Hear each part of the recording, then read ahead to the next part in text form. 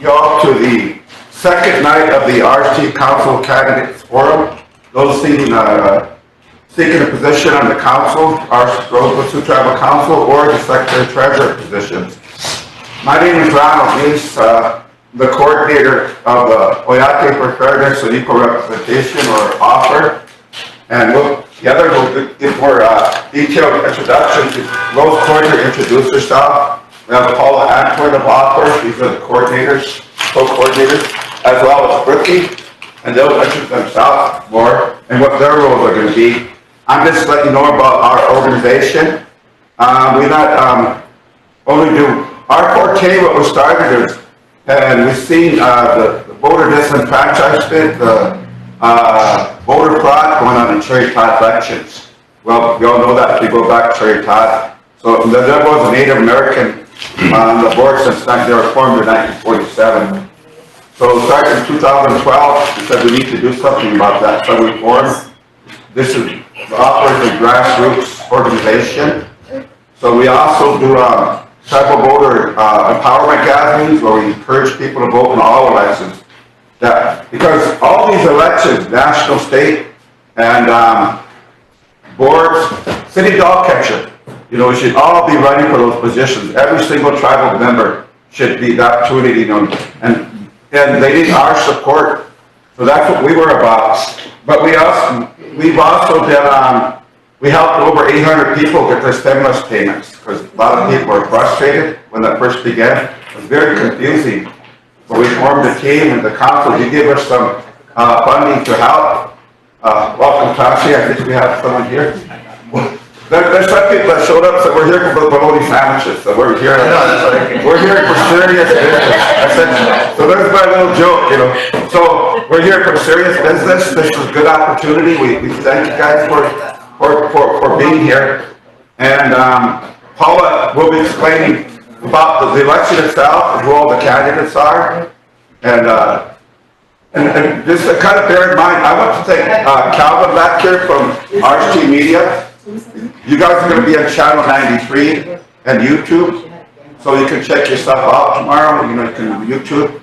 Last night there were only about 64, 65 views on YouTube. We knew a short notice of which was a disappointment, but I checked it out. But there were about close to 600 that viewed it since then. So I think there'll be more tonight. So just bear in mind that it's not just here. A lot of people will be seeing you. And probably even tomorrow, whatever, Channel 93 tonight and YouTube. Some people, I know I look at the council meetings the next day a lot of times, You can scroll through it, fast forward and stuff. But that's what I have, and I'm going to go ahead and turn it over to Paula and Brookie, and they'll be explaining. So if you have to sign in, please sign in sheet, please sign in. And find a place to sit. Yes, sit over here. If you're running for council, try to find a way in this area. And officers in this area here. But go ahead, Paula. I'm going to turn it over to you now. Okay. Good evening, everybody. I'd like to say hello to everybody out on YouTube, Channel 93, and say welcome to the voting tribal membership of the Rosebud Sioux Tribe.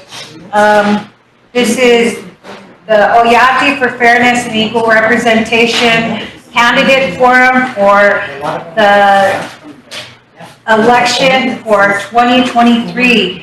And right now, I just wanted to welcome everybody and remind people as they come in to remember to sign up. And I wanted to say thank you to RST Media for hosting this for us, to be able to get this information out to our general public, to meet the candidates and kind of get to know them a little bit. According to the RST election office, the official certified candidates are as follows. And I'll go ahead and let Ricky do the first half of the tribal council seats.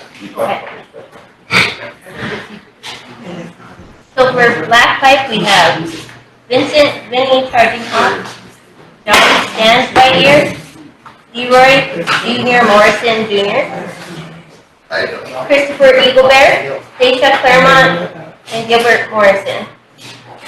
For Dew Creek, we have Travis Woodenite, Arnetta Rosie Montoya, Paul Joseph, Brandy Betleon, Michelle Montez.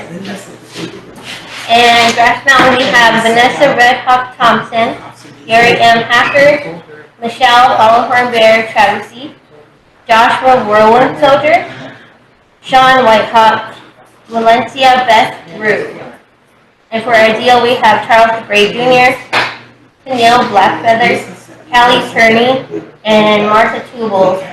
And for Mills Camp, we have William Bill James Marshall and Byron Andrews Sr. For some of the other council seats, for Oak Creek community, we have Cecilia Fasthorst, Wayne Fredericks, Stephen L. Marshall, Orlando Morrison Jr., Teresa Fasthorst, and Stephen Denoyer III. From Carmelie community, we have Lisa Schott, Berlinda Quickbear, Emily Boyd Belonja, Leah Running Bear, Ramona Strait, Philip Little Thunder, Leo Guru Sr., Archie Brown, and Mark T. Two-Eagle. From the Soldier Creek community, the candidates are Marvin Ted Thinout Jr., Norman Running Sr., Kathleen Woodenknife, Gwendolyn Blacklance, and Crystal Tuelk. From the Spring Creek community, we have Pamela J. Kilsenwater, Lila Kilsensight, Darwin Walking Eagle Jr., and Tokia Kilsensight. From the Two Strike community, the candidates are Ben Black Bear III, Martina Croeagle, Ivor Croeagle III, Donna Hollowhorn Bear, James A. Ironshell, and Kimberly M. Croeagle. And the official certified candidates for the tribal secretary are Calvin Eugene Hawkeye Juan Jr., Nicole R. Marshall, and Brianna Herman. For the tribal treasurer, we have Dr. Luigi A. Stone Davis, Louis Wayne Boyd, Kathleen Wilcox, And the voter registration for the primary election ends on July 13th. So I'd like to encourage you all to stop in at the election office if you're not registered yet to obtain a voter registration from your community that you reside in. And Shakira has that form and other information about the election, and her number is 747-3187. The election closes the registration closes right at 5 o'clock. So I really encourage people to get out there and get their registration in. Be sure and reach out to your young people who just turned 18 and encourage them to go over and register to vote. The primary election is July 27th, 2023, and that's just in 2 weeks from today.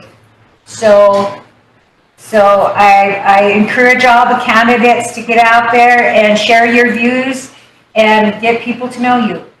The general election will be August 24th, 2023.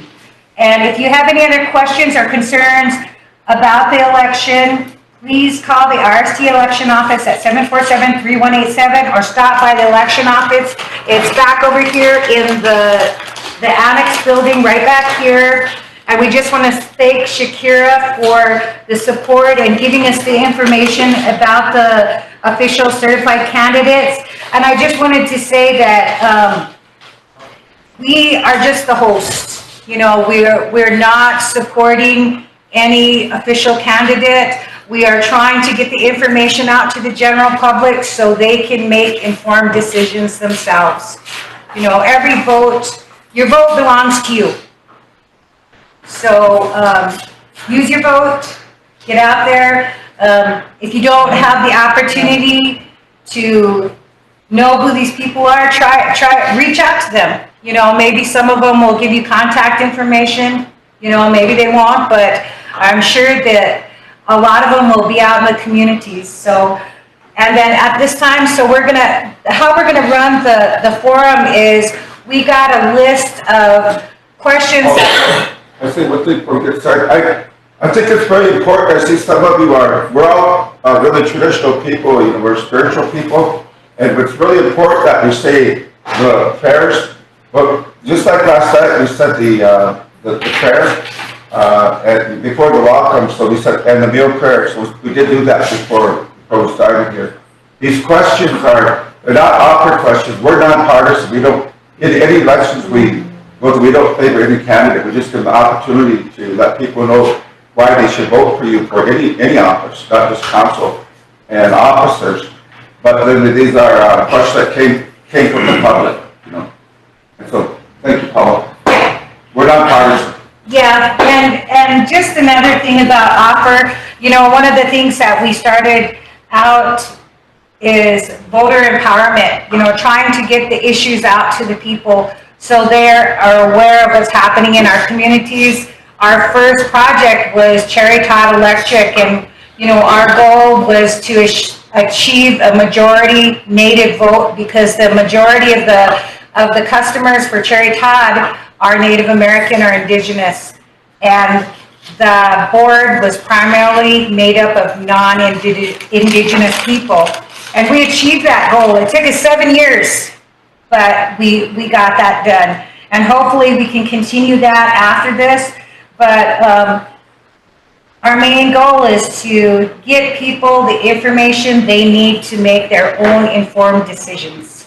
So, and as we were talking about the questions, so we got a question box here.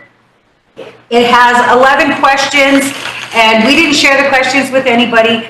So, you probably, if you watched last night's forum, you probably get the gist of what some of the questions were.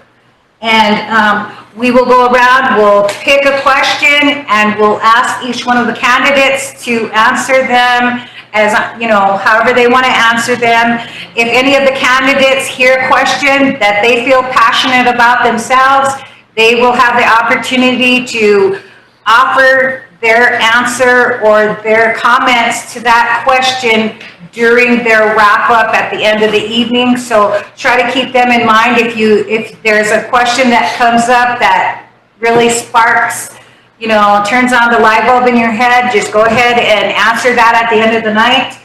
And we do have a couple questions that are specific for the secretary and the treasurer. So because we can't ask the treasurer or the secretary the same questions that we asked our tribal council members. Ricky, do you want to ask the first question? Sure. Oh, I'm sorry. I forgot to talk about the time limit. We're going to have a time limit on everyone. I think because there's more people here, we'll say 2 minutes. Okay. So we'll give everyone about 2 minutes, and when it's about a minute, Ronnie will put the pink sheet up. So I think we can get started. Yeah, he has a sign. We'll start with a question, and you can get up and introduce yourself. That's that kind of thing. Oh, all right. Are we going to go through the introductions first? They need to introduce themselves. Yeah. Okay. But kind of keep this short, you guys. Remember the introduction? You guys are just saying where you're from, who your family are. You could be more. You don't go to your platform or everything. Just who you are and whatever. We're not trying to limit you guys, but we just want everybody to have the chance to get to that. Okay, so who do you want to start with? We'll start with the introductions with our candidate from Oak Creek, Stephen Denoria. Would you please introduce yourself? Hello, everybody. Where are the cameras there? My name is Stephen Denoria. I'm a lifelong resident of the Oak Creek community. I lived in Mission for a little bit. I'm currently the tribal treasurer. My parents are Cecilia Spotted-Tail and Stephen Denoria Jr. And I have held 2 terms as the tribal treasurer and decided to run for office. Thank you. Hello, family and friends. My name is Philip Thunder Senior, and I'm running for council rep for Palm Lake Community. And I was raised and born in Palm Lake, Upper Cutman, and I lived 16 years in the Twin Cities, and came home in 2006 to try to help my people and learn, teach the younger people culture and traditions. Like everybody here, running for office.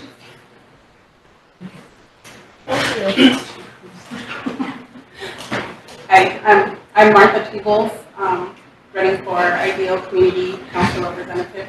My parents are Norman Chasenhawk Jr. and Alba Blacksmith Chasenhawk, lifelong residents of that area as well. Thank you. Thank you. Oh, Kathy, good evening. My name is Michelle Montez, and I was born in Rosebud, and I was raised in Butte Creek. I've been a member there, like I said, since I was born. I went to school in Wood. I did move away from the reservation for a brief moment, got some experience in some grant writing and a lot of other things that I hope to bring back here to help my people. And I'm also running for council for Butte Creek. Thank you. Thank you.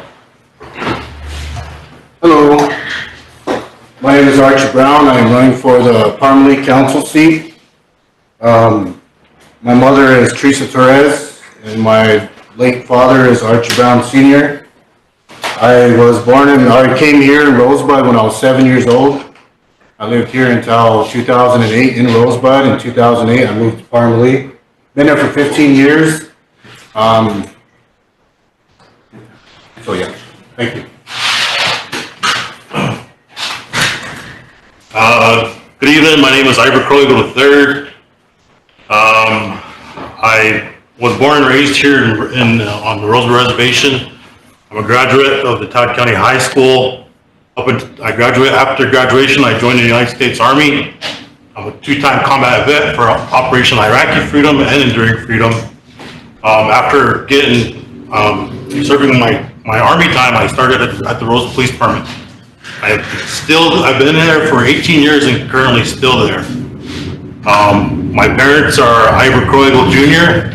and my mom is Claudette Croygle. My grandparents is Ivor Croygle Sr. and Myrtle Croygle Steve. And that's it. Thank you. My name is Sean Whitehawk. I'm running for council rep for Grass Mountain Community. I have a BA in business management with an emphasis in accounting, and I was 2 classes away from an emphasis in tribal law. And in my educational endeavors, I created a passion for treaties and tribal law. I'm very well versed in our tribal council, our tribal constitution, which I think every tribal leader should have that education in how that works. And I feel that this knowledge and experience that I have would be very valuable for our leadership. Thank you.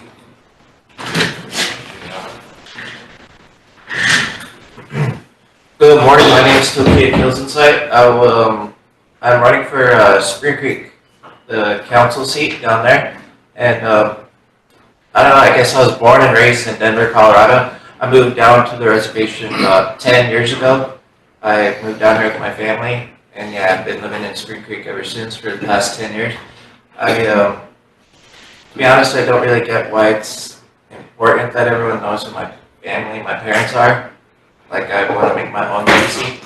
But if everyone must know, and my mom is Rochelle Kilsinsight, my father is David Duncan. Marie Kilsinsight, she's my grandma. Yeah, I previously served on the Horizon Healthcare Board of Directors, and that's about it. Thank you.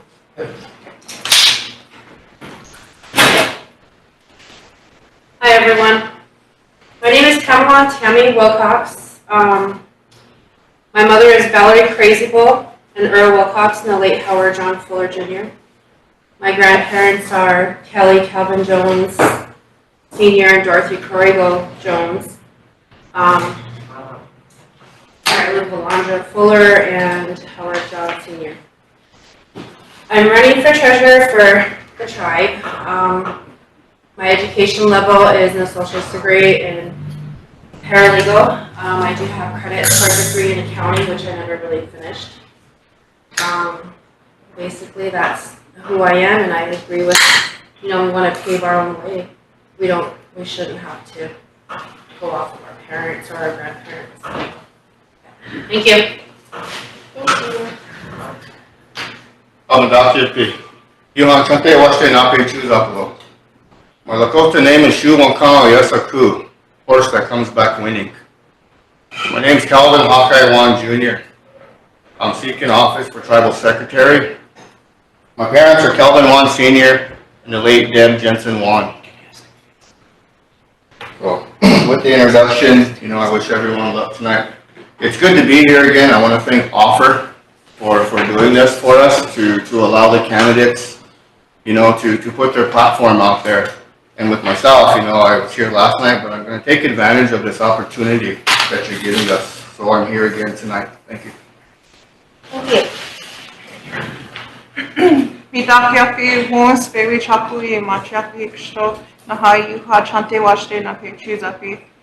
Good evening, everybody. I'd like to welcome all the candidates here and thank you for the program for putting this forum on for us, to giving us this opportunity to express our opinions and let everybody hear our platform. My parents are Hattie Dunham and Brian Herman. My grandparents are Bill and Christine Dunham and Edgar Lewis Herman and Dorothy Larby Herman. I am 31 years old and I'm a mother to 4 children. I have an associate's degree in arts and sciences. I'm currently taking classes for a history degree and business, with the emphasis on tribal government, and I really took a lot of time with SGU and took advantage of the free classes. If you're a tribal employee, I really encourage you to use your educational leave. There's no reason why any of us should not have a college degree. It's free, and they were even paying us this semester for doing that. I'm running for tribal secretary, and I feel like my degrees have given me the push and uplifted me and encouragement to run for this position. In our classes, we learn a lot about tribal history and the government, and with my current job right now, that's what I do, is try to maintain government-to-government relationships with the tribe. And thank you, everybody, for being here, and to our listeners on YouTube and the radio if we're on air. Thank you.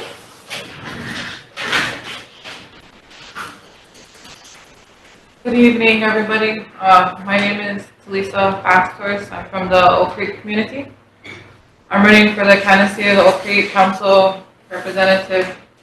I'm a little nervous, not really a public speaker, but on my paternal side, my mother is Angie Fasthorst. Her parents are Clifford Fasthorst and Doreen Pipe Fasthorst. On my paternal side, my father is Ramon Goodbuffalo.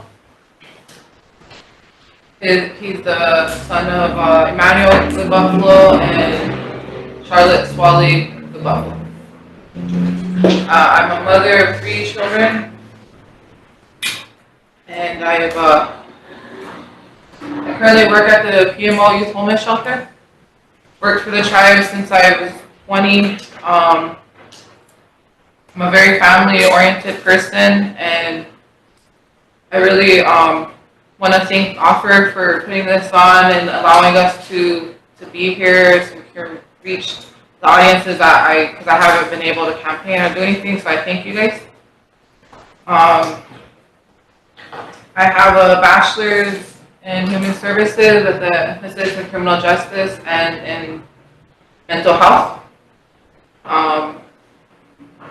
The job that I'm at now, I use both degrees, and I want to run for the council office, and, yeah, thank you for your time. Thank you.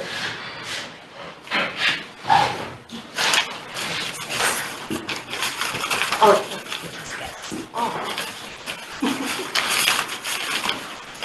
Okay, we're going to kind of go around the room in a different order because that kind of breaks up the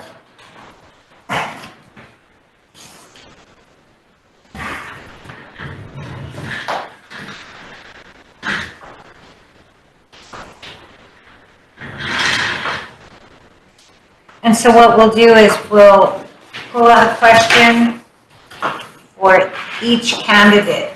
So, do you want to ask the question? Or do you yeah. want me to? Okay. Our first question, and we're going to start from, where's it? From right to left on the first question. So we'll start on this side of the room. And the first question we pulled out is, do you foresee any needed amendments to our present constitution and bylaws? If so, please explain. If not, please explain. And I just want to remind all the other candidates that if you hear a question that's been asked, then you can comment that during your wrap up during that time. But, Talisa? The current constitution and bylaws, that was the question? Yeah, I can reread it. Do you foresee any needed amendments to our present constitution and bylaws? If so, explain. If not, please explain. Yes, we have a lot that needs to be changed, updated as the language, the problems we had 10, 15, 20 years ago don't apply today. Internet, Facebook, COVID, when COVID happened and when there was just the online, I think everything, it does need to be updated. I can't give specific sections or anything, but yes, they do need to be updated. The same issues from 20 years ago don't apply, and I know there has been some updates, but a lot needs to be changed still. Okay, thank you.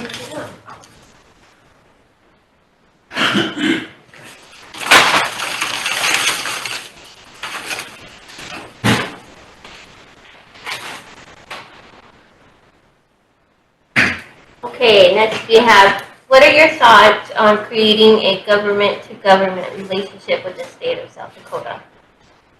Or, Can you repeat that again? Sorry. what are your thoughts on creating a government-to-government relationship with the state of South Dakota? I really think that that's an important role with the Legislative Affairs Office. That's something that they do, and that's really important for us because we're in a time right now where there's a lot of opportunities for Native Americans to move forward, and with COVID, there's numerous grants that are being awarded. We have land and we have wildlife here, and we need to take advantage of that. It just takes a lot of research, finding what we could be awarded, and we're poor money-wise, but we're rich in culture, people, and our land and wildlife, and we need to take advantage of that. So with our government-to-government relations, it's really important for our council representatives to be here and be familiar with our ordinances and our policies, and be comfortable with going off the reservation and using your voice as your council seat and even administration, because that's how you're going to get funding for our people and our tribe, is going off res to Washington, to Pierre, maintaining those relationships so that they know your voice and they know your face. The only time we see those people come down here is usually during Rosebud Fair when they want to do a campaign speech, and that's the only time we ever hear from them. Once in a while, they'll schedule a visit to come and meet with certain programs. Usually it's the same 7 priority programs, but I think that if everybody was aware of grants and just kind of keeping everybody updated and on the same page, that our tribe could really function and evolve and have a lot more to offer to our people and to our children and even our next generations. Thank you.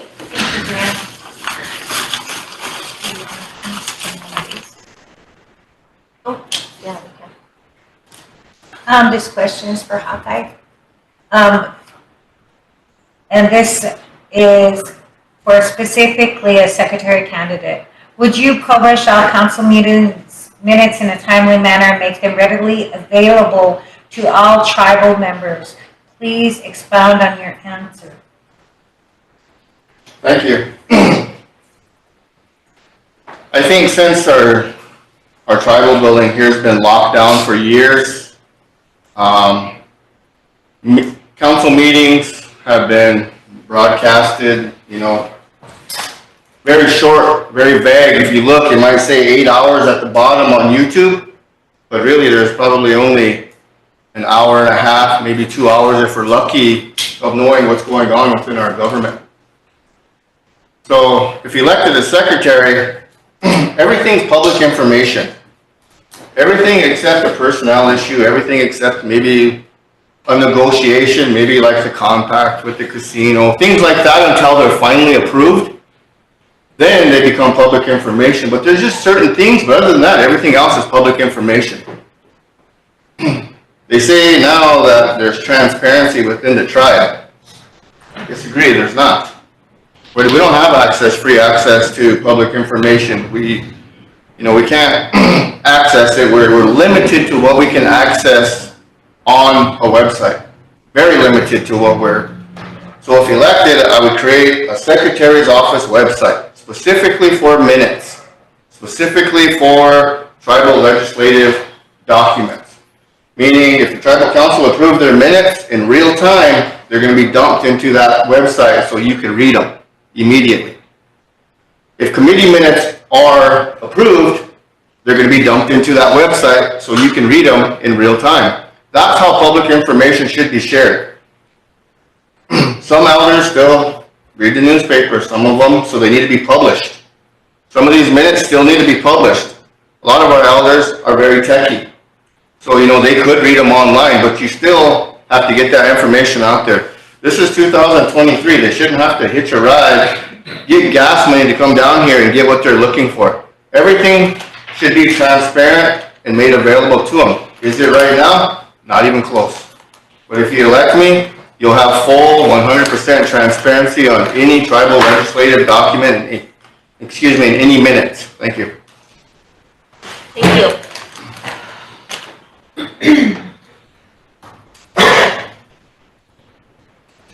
This is a secretary and treasurer question. And so, for Tammy, if faced with requests from council to do something adverse to tribal policy or laws, would you honor the request or would you decline and voice your opposition? Please explain. I would decline that if I didn't agree with it. In the Constitution, it says that, the treasurer basically oversees the finances of the tribe. In meeting with communities, one of the questions that I was asked was if I would sign something without knowing what it was, if I would sign something without backup, or if council told me to find the money, what my answer would be. Council would not necessarily be my boss, it's the people. That would be my boss. I would tell them no. If we don't have the funds, no. If it's going to go against, grant policy or whatnot, then no. And as far as putting my signature on something that I don't get to see, no, I would not allow that. Because, as Hawkeye said, we want to know, and I'm a common person. I have questions. I've asked questions, I've asked for information and whatnot, but I was never provided information. A lot of people are denied transparency. I am a very transparent person. If it needs to be out there, it will be out there. I know a lot of our budgets are supposed to be published. They never were. And then you ask and they're like, oh, I'll get to it, or yeah, I'll do that, you know, because a lot of these candidates go community to community and they make promises. And that's what I call them, promises. You know, I promise to be transparent. I promise to be accountable. But when they get around this table, they lose that. They lose that transparency that they promised, and they lose that accountability. You know, I'll show up to the council meeting, I'll earn my salary. Like I said, I'm a common person. I work 8 to 4, 8 to 5, Monday through Friday, and if need be, weekends. But that's what this tribe needs, is somebody that's going to be accountable, transparent, and ask those tough questions and be able to say no to this tribal council, to this body. And if they tell you to find money and there's no money to be found, you know, we can't be pulling from programs just to make something happen because they want it to happen, because these programs need to be able to sustain themselves. And I would like to meet with all the programs of the tribe to see what their needs are and what their wants are, because I know the budgets were cut.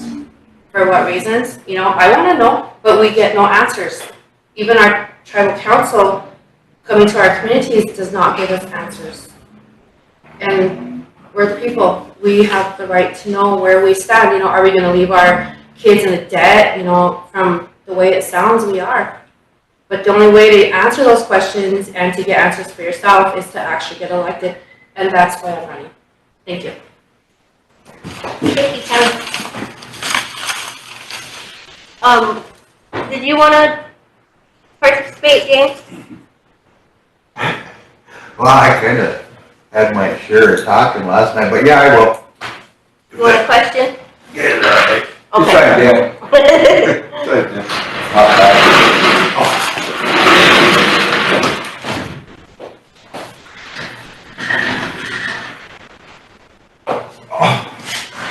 All right, and then we'll go on to Sophia. What would be your solution to the shortage of housing on the reservation? Oh, is that me? Oh, yeah. So again, I'm James Arnold. I'm running for the council representative seat for Two Strike. And my parents, I'm sure you're well aware of them, Eugene Ironshell Sr., Charlie and Rosalie Ironshell. My grandma was a DeBray. She was from Lower Borough. And I have a lot of family. But anyways, on to the question. You have to say it again real quick for me. But what would be your solution on the shortage of housing on the reservation? Okay. So for housing, you know, that's kind of a passionate issue for me, because I see the way that we live, that our people live around here. It's not good, you know. I mean, you got people living in 40, 50, 60-year-old homes, you know, that are still there. They're barely maintained. I know SWA tries to do what it can do, but, you know, it's not meeting the need of the people. And it hasn't met the need of the people for years. Our newest development out of the village, that's our newest one. They built 15 veterans homes out there. And they're probably full already. There might be a couple that are empty. The other one was the governor houses. We had 18 of those. And you have some little veterans cubicles that they put up in a couple of the communities. That's it as far as development of housing for our people. But here's the thing: we have a sawmill, right? And it was upgraded recently. It can handle a lot of stuff, a lot of business. I don't see why we're sitting here house rich or house poor when we could be house rich, home rich. You know, we have the lumber, we have the manpower. We can put people to work that are doing nothing, you know, and we could even go as far as you know, taking lumber and materials out of the Black Hills. That's our land. Those are our things, you know. We've had agreements prior and back in the 80s with the U.S. Forestry Service, where they had already agreed to, when they go and they do their deadfall, their cuts, their clear cuts and stuff, they were willing to mark all of those trees out, and they would have cut it for us and brought it up to the highway, up to the interstate, and all we had to do was provide semis to load them up and bring them back, and we could use that. We could still do that today.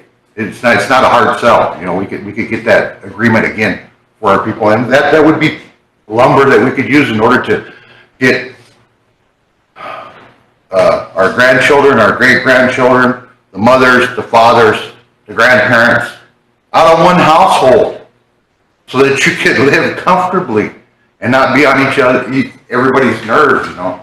It's kind of rough, you know, when you're really crowded, you know, like that. So that would be one answer. The other obvious answer is, you know, housing, HUD, you know, go and seek some more funding from them for housing. But I guarantee you they're not going to be providing anything real soon. So we have to address this issue ourselves. There's alternate ways to build besides log, you know. We've tried a couple of those straw homes, you know, things like that. I don't know how well those were, how they fared, you know, throughout the years. My mother-in-law lives in one, and she kind of doesn't like it because it's kind of got a moldy smell to it, you know. But I don't know if that's from the hay bales or whatever. But I mean, there's other alternatives, you know. We can do other things. Maybe a different style, different structure that we make, you know.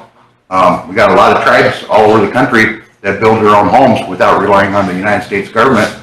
You know, they do that themselves. So I think that's probably some feasible answers to that. And we just need to keep at it. You know, we need to make that a priority. There should be no one that should be homeless on the reservation. Not one of us should be homeless. We have all this land, but yet we have homeless people walking around here. We have all this land, but we have 6 families living in the same household. You know, it's not good. You know, it shouldn't happen. You know, so that's my answer on that question. Thank you, James. Yeah, for our next question, we've been receiving questions from the general public on the live chat. And for Tokia, am I saying your name correctly? Tokia. Tokia. Okay. You could call me Tokes. Tokes? Yeah. Okay. Thank you. For our question is, what are they going to do to make sure the Indian Child Welfare Act is enforced and bring our children back to our families? They need help.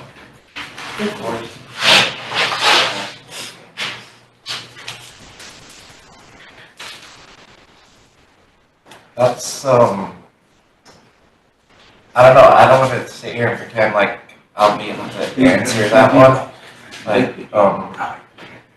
that's one area that I'm not really familiar with, actually. So I don't want to give like a fake answer and pretend like I have a solution for that. We can give you another question. We can give you another question. Sure. If you'd like. Okay. Yeah. Thank you for being honest. Yeah. I appreciate that. Sure. And if anybody else feels like they would like to answer that. Oh, you know what? That's the same question we just asked about we just asked that to the person right before that. Yeah. Okay. What are they all on top? That's the same 2 questions that were just, I didn't shake it up, I guess. Sorry. The Tribal Council has over 15 various committees to cover the various areas of tribal government. Do you feel that these committees are effective enough, or do you feel like the system can be improved? Please explain your answer. I actually don't think they're effective enough, but I do think they can be improved. Yeah,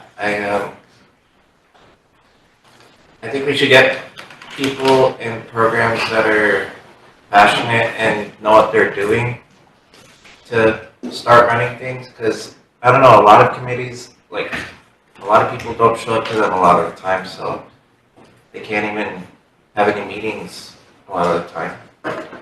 So I don't know, I feel like maybe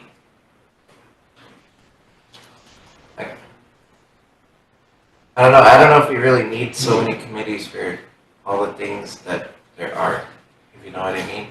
I don't know. Yeah, that's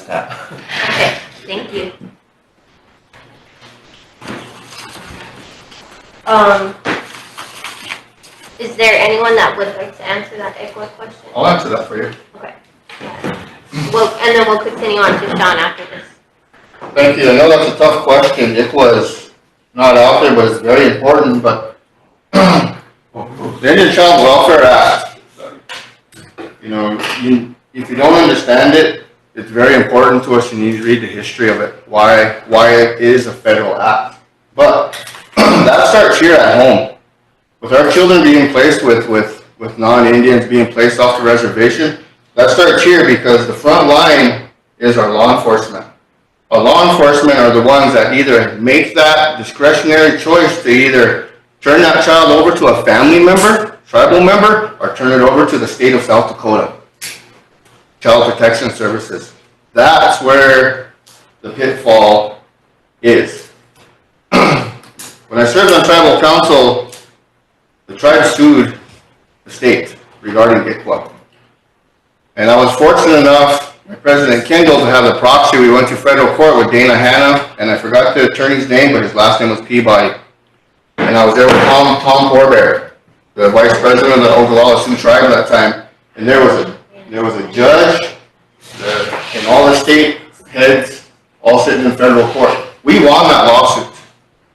We won that lawsuit. But what it boils down to is it starts in this room with ICWA. It starts in this room because you need to provide the funding for child placement. You need to provide the funding for the crisis center to protect those children within that crisis center instead of putting their money into the general account and making it a dump tank, a free-for-all. That money needs to be set alone. If you really want to protect children, then create that own line item for them so that they do have relative placement, home placement, and not being lost in the system. But it starts in here with budgeting money for our children. That's where it starts. And if ICWA don't have the money to do it, then it fails. But it starts here because the council has that authority to appropriate money. Thank you. Rose gave me a reminder about half an hour ago, and I forgot to look at it, so reminder is, that to remind you about food and drinks back there. But thing is, after this round of questions, we'll be taking a break, so you can wait to then, or if you want to go help yourself, please do. Of these food and drinks, the APA organization, Oyate Preparedness Representation, we're a nonprofit grassroots organization. We're not a tribal program, we're a grassroots entity organization. Some of you know that, I know Angie, your mother's been helping us a lot, she's part of our group, actually. So we're nonprofit, and even these here, what you have there, that comes from us. Mostly from Rose. You know what? They mentioned that. I don't care if I mentioned it. She paid for most of that, so I want to thank her for my bologna sandwiches. But that's it. Okay. Sean White will be the next, answering the next question. Speaker? Could I just answer that previous question? I just have a few things to say. Oh, yeah, sure. Could you read the question again for ICWA? Sorry. It says, what are they going to do to make sure ICWA is enforced and bring our children back to our families? So part of my position at the PMO Youth Homeless Shelter, we have 22 beds for the males and 22 beds for the females, and we're in a gray area with the tribe, the state, and ICWA. We do need more money. The tribe really needs to focus on the children. I know in the past I hear the youth, children, sacred, 7 generations, but with that being said, we were almost shut down a few weeks ago or a month ago, and I feel like I'm trying to get everybody's attention to a very important program, and part of being with ICWA is keeping the kids here so when they're removed, instead of being placed somewhere in the state or out of state, which does happen, they come to PMO. And I don't have enough money, but it's a really important program. There's healing, counseling, school, but again, with ICWA, it's a great area for the tribe, for us, for the program, but at PMO, we're able to keep kids together, siblings. And it's a very important issue, and everybody should read up on it. These are our kids that are being sent out where they're being re-traumatized, possibly with their foster parents, and losing their identity of who they are, their culture is being taken from them. So again, it's really important to know ICWA and understand that our kids are sacred and they are very important to us and that we have to fight for them. But that's all I have. Okay, thank you. And in the future, if you have additional comments to make on questions, please allow the other candidates that have not yet had a question to go first, because we want to ensure that all the candidates are receiving equal time and being able to speak on air, because it's important that we maintain, you know, our name, Oyate, for fairness and equal representation. We need to let people have equal time on air. So, thank you. And you always have to wrap up, remember that. I see some people write down questions so I can write it down, so then you can bring that up. Like any of these questions, you know, but thank you very much, you know. And, yeah, but, you know, write them down so you can always come back to them during that wrap up.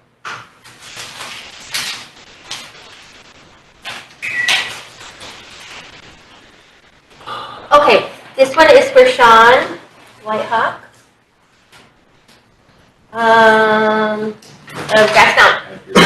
Would you be in favor of a tribal constitutional convention? Please explain your answer. What amendments would be a priority for you? I couldn't hear that second part, Would you be in favor of a tribal constitutional convention? Please explain your answer, and what amendments would be a priority for you? when you look at the history of how this current tribal council came to be, this was imposed on us illegally. And it was designed by Washichu to colonize our people. This is a colonized leadership that we're under right now. And we do need to change, just almost an overhaul. There's no Wola Kota in here. You know, there was controversial political decisions that were recently made that divided our people. And our political leaders should conduct themselves in a professional manner, and also that reflects Lakota values. But they're on Facebook arguing with the people. We all seen it. I'm not trying to cause further division, but what needs to be done is this Constitution, we need to go back. It does need to change to reflect what we should, what our ancestors were. Our traditional leaders, they had compassion, they had humility, they were humble. They put the well-being of the people first, and they came last. The people ate first, and they would eat last, even if that meant they had to go without. They strive for peace, prosperity, unity. And now this council here, there's just a lot of division and fighting amongst each other. And that's something we can't deny that. We have to acknowledge that this is not working. In the amendments, you know, I see that there's part of these amendments about abuse of power. And those things don't get addressed. There's an amendment that gives us a right to free speech, a right to petition our council. But our council had made I can't remember the name of it, but they're trying to say, no, you can't do that, you can't do these things. They're trying to make an amendment to silence the people. And that goes against, this is not Nazi Germany. This is a sovereign nation. That's what we call If this is sovereignty, our people should be able to voice ourselves without repercussions, without retaliation. We should be able to sit here and say, we're not agreeing with what's going on here.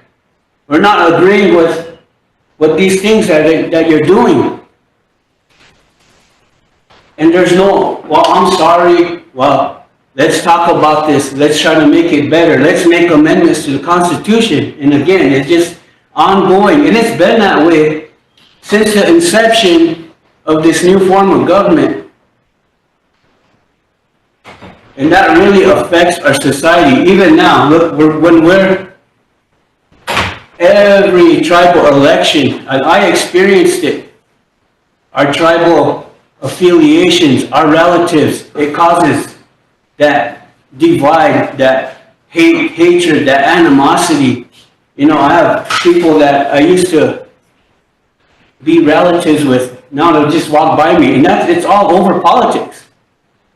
And these people are older than me, spiritual, and you know, this is what we're showing our kids. Is that what we want? What kind of future are we going to make for our kids? I'm a single father, and I want something better for my kids, and I'm pretty sure we all do. I'm not saying everything is all bad. Every one of us have something good to offer. We all have something good we bring to the table. But when is it going to start? It's going to start on a governmental level, because that's when every society, every culture in the world is going to look to their leadership in critical times. And that's where we're at right now. We're living in dark times. And our medicine people foretold that this time was coming. It's here now. You know, the world is in turmoil. What is the leader going to do? It needs to be done. When I campaigned 3 years ago, I really pushed for this. Because, like I said, you know, through my educational experience and through our culture, where we're at right now, things are going to only get worse if we don't do something now. So our leadership, I really hope that even if I'm not elected, we're going to start making these changes. You know, I hate to say this, but our kids are going to really have a hard time if we don't do something now. You know, I'm pretty sure you all love your kids, your grandkids. This is where it starts right here, our leadership. It always starts with the leadership.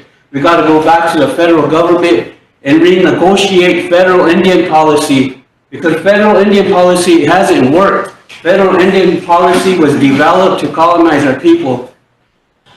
And the way we are right now, like we are in a time of crisis, and we're missing a big opportunity with Deb Haaland in office. Our leaders should be talking with her, trying to develop. We should be looking for funding for ICWA and all these issues that we're talking about right here today. This is a golden opportunity, and not only as a tribe, but as a Ocheti Shakoni. It's time to bring that together. But thank you. Thank you. Okay, next we have Ivor Kroigel of,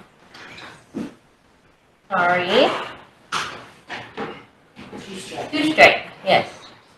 Okay, we actually got another question from the public. And it says, are you in favor of all the administrative leave given, or are you against it? Please explain. Hello again. There's certain points to an administrative leave where it's acceptable. Myself, I don't get administrative leave anyway, so I don't really benefit from it. There's at some points it's kind of over excessive. Ultimately, the holidays are acceptable.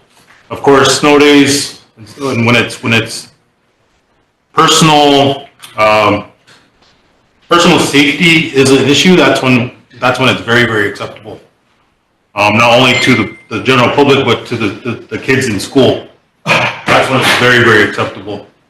I would change it to an extent, but also it should be a combined say-so on what administrative leave should be approved and not approved.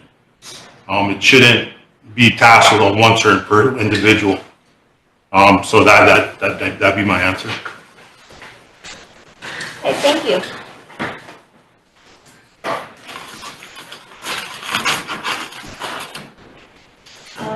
Okay.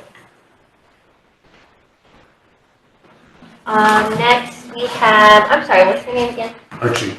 Archie Brown. If elected, what would be your thoughts on ways to improve our tribal casino regarding income and revenue?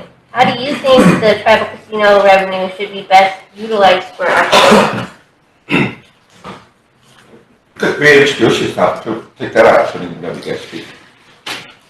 Well, my name is Archie. The way I see the Rosebud Casino as revenue is, it'll be good to first get in there and understand. For me to get in there and understand where we're lacking at, what kind of issues we're having, and try to get the budget. And once we get the budget, then try to implement, growth on, first of all, the casino. I've been to the casino many times, and, one big thing is the look of it. You got the issues with the parking lot. That'll be a good thing to look at. Try to bring people in from across state to, first of all, be able to have a good parking lot. Second of all, the revenue coming in to benefit the people, it'd be good to look at, what can the casino do for the people? Maybe implement into programs that's going to benefit our children, and put more budget into benefiting our elderly, and putting more monies into, benefiting the programs for, education. My biggest thing is community education, based on issues that, the Rosebud's having. It'd be nice for the casino to be able to put that money into programs so they can get out there and educate our community on, statistics of meth use, addiction, stuff like that. So education would be a good, aspect how I'd approach the casino and getting funding for that. There's a lot of billboards that are put up, that are attempted to put up, and they're not really sustaining. They put them up and they're neglected. It'd be nice for the casino to put revenue into that area so we can have education out there. So that'll be one, approach at that to do for me. But another thing would be to try to implement the casino on building, a restaurant, or building more foods in, and getting the staff there trained to build cuisine foods and bring healthy foods in. A lot of people are eating healthy nowadays, so it'd be nice to go there and have a healthy, however you want to eat, veggie, whatever the case may be. It'll be really nice to have those options out there as far as food. And that'll bring in revenue, and more education, as far as like a chef, having them come out and talk on Channel 93 and be able to introduce the foods that they want to bring in. So that would be a good idea and a good approach, how I would approach that. Thank you. Thank you.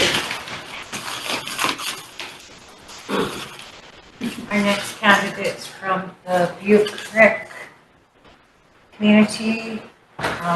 Michelle, your question is, what are your thoughts and understandings of our treaties?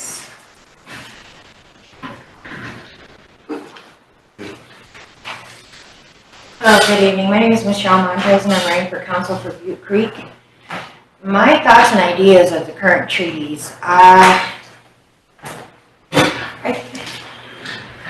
think maybe we need to perhaps come together as a whole and get everybody's ideas and thoughts on how we can improve or update some of the treaties that we have in place right now. As we've said before, that times have changed, and technology's taken over a lot of things. And to maybe rearrange, I guess maybe that's not the word, but to introduce new ideas to the treaties. Maybe it would help in the long run with, I hear a lot of our children, the younger people nowadays, maybe get some of their input. Believe it or not, these young people, they have some brilliant ideas, some wonderful ideas.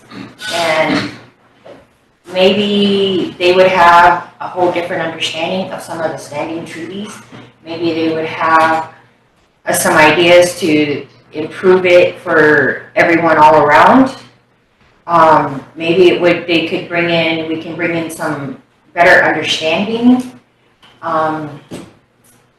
Make it a lot more of the information more available, more accessible to the public. There were some questions I had on certain things that I don't want to address it because I don't have answers to them yet.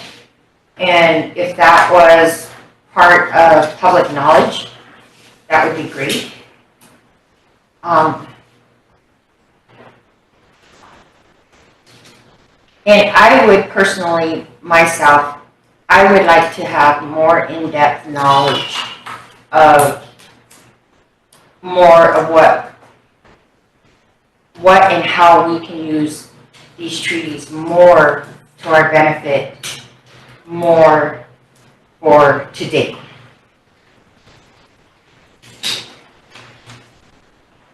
And like I said, if we come together as a whole, I think all our ideas would be great. I mean, I think we can all maybe, like I said before, make it a little better for all of us, a little more understanding for the elders, a little more understanding for our middle-aged people that, don't quite understand some of the wording in it. If we can update some of it, maybe even expand in some places where, say like transportation, maybe we can, come together and put something together for that and try to get it worked into one of the avenues of the treaties, of the treaty of the road of the treaties. But honestly, it's going to take all of us, all together, every single one of us coming together and putting our ideas out there to make it better for everyone. Thank you. Thank you.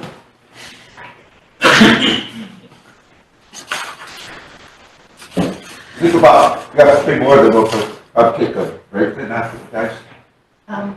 We had another candidate come in the room, so we have 4 more. Okay, 4 more. Could you slide it, please? Okay. So the next question is for Martha Wolf of Ideal. Should the tribe publish in a manner that is available to all tribal members, tribal council reviewed and approved financial statements of the tribe? Please explain your stance. Could you repeat that, please? Yeah, let me see. Do you believe that the tribe should publish, tribal council reviewed and approved financial statements to, all tribal members? Yes, I do believe that they should. If that goes for transparency for everybody, I feel like everybody should be aware of what's going on and be allowed to voice their concerns on what goes on here as well. Like everybody says, we work for people, not for ourselves, so. Thank you. Our next candidate is from the Parmalee area. Philip Thunder.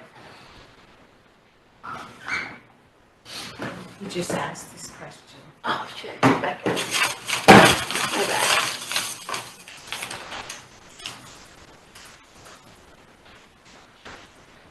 Your question is, Philip, as you know, the present tribal council is working on contracting the Rosebud Indian Health Service. Are you in favor of this move or not? Please explain your stance. Kakelaki, wala kota aku, wana mawani achi.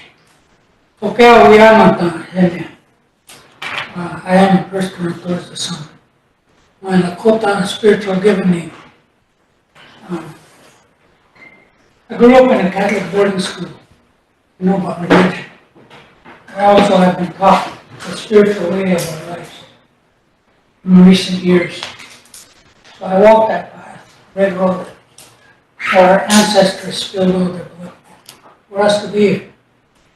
So that's why I walked that road.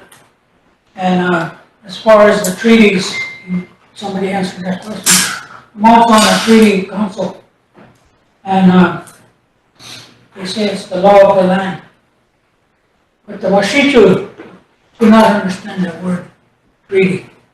And I gave it some much thought about it, and changing the way of their thinking and our way of life. They understand the word contract. We should insert that someplace instead of treaty. And I haven't brought that up at the meeting yet because I've been away on job. I'm also an employee of the TIPO office up on here, the tribal,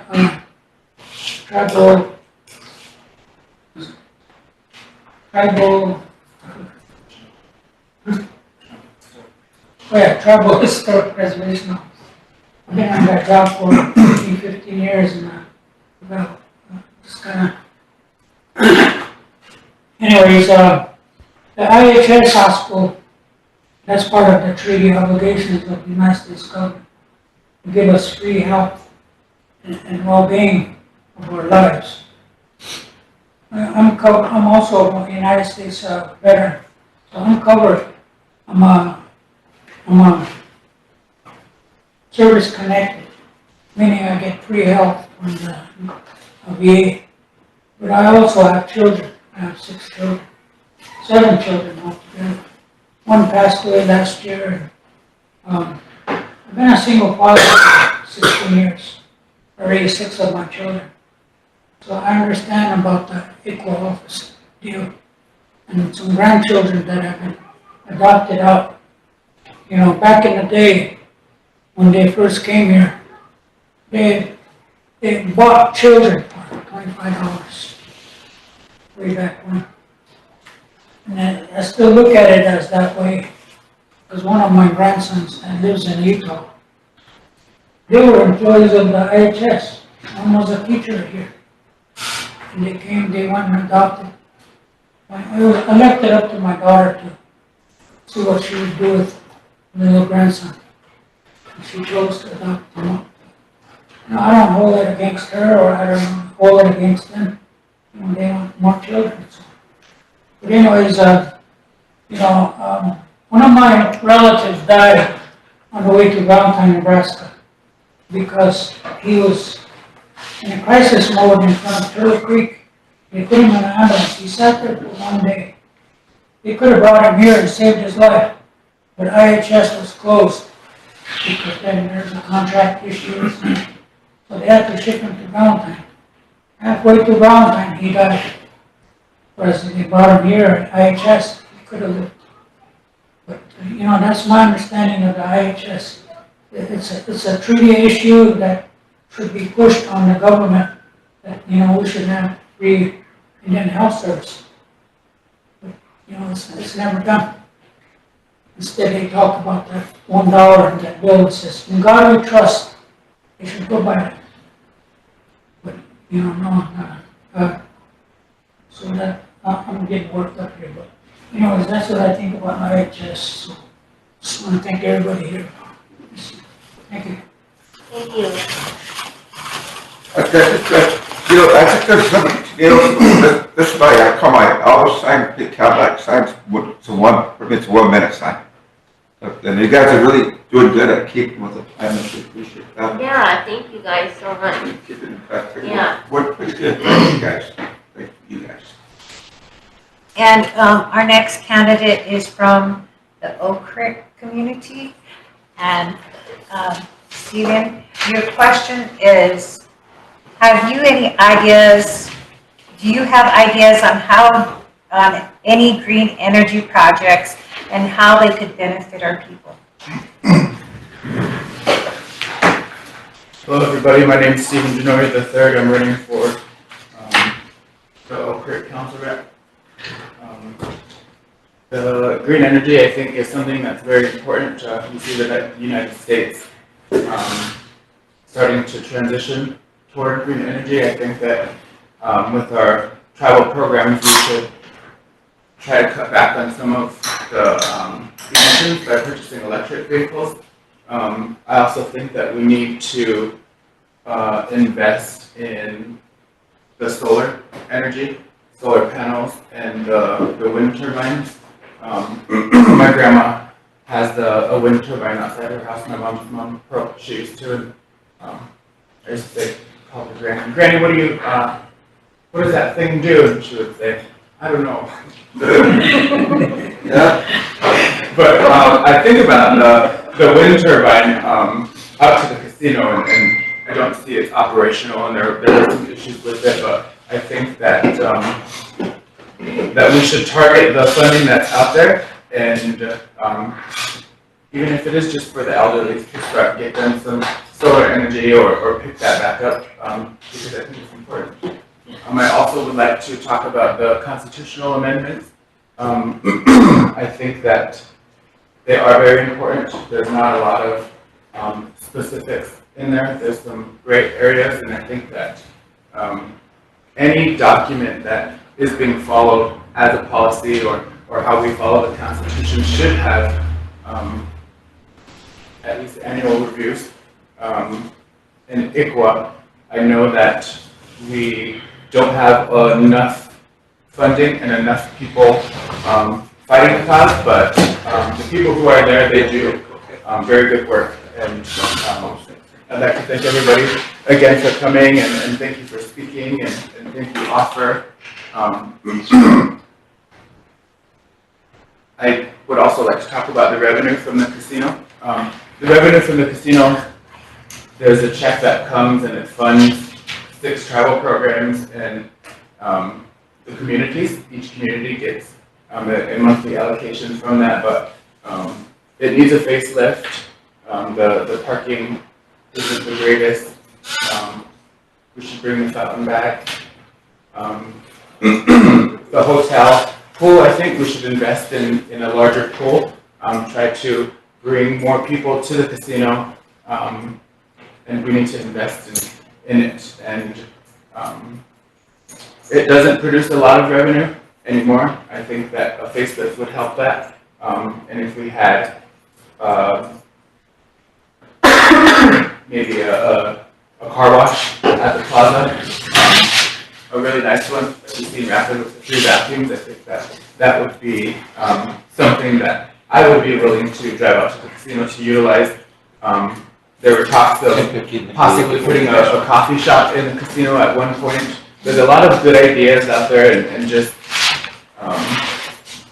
needs to be brought back up and rediscussed, I believe. But thank you again, everyone. My name is Stephen Genoria III, and I'm running for Oak Creek Council Rep. That's what you do, you hear it, yeah, too. Nice to do.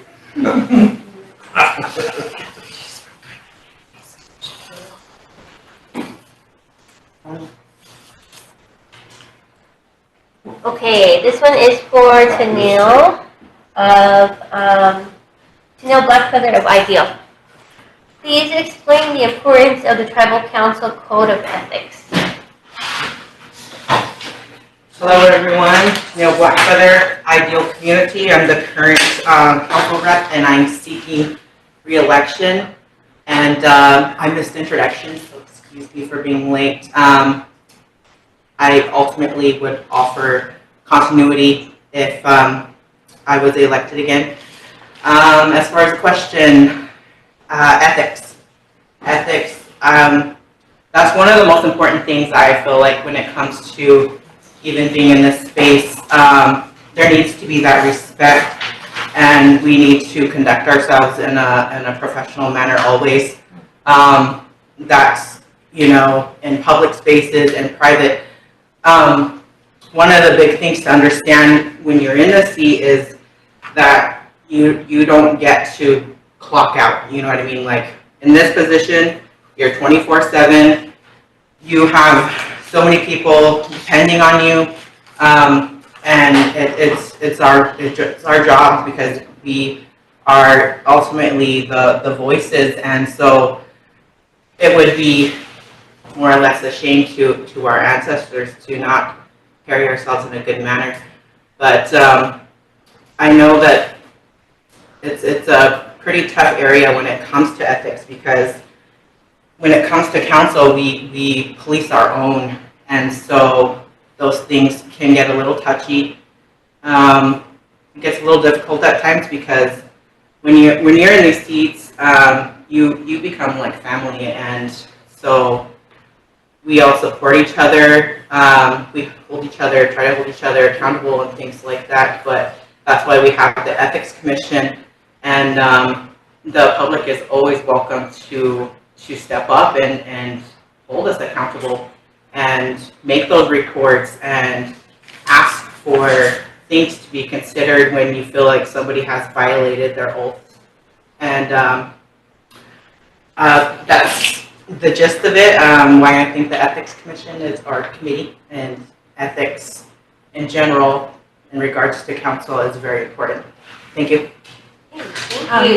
Yeah, at this time, we would like to take a 15-minute break and allow the 10 minutes? Okay, 10-minute break. Allow the candidates to get up and get a drink of water or use the restroom, take a quick break, and we'll come back and the second half. 28, maybe 7:40. 7:40? You get 12 minutes.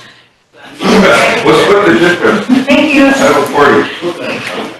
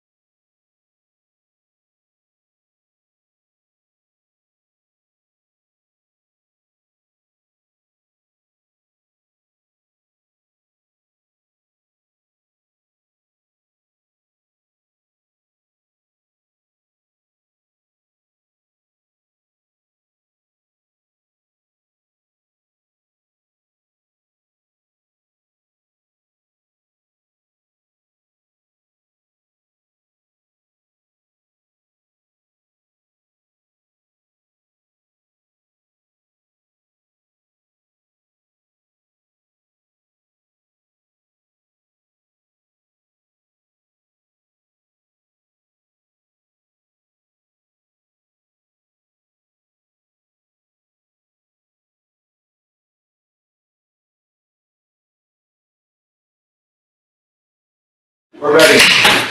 Calvin? Can you buy it again for another 5?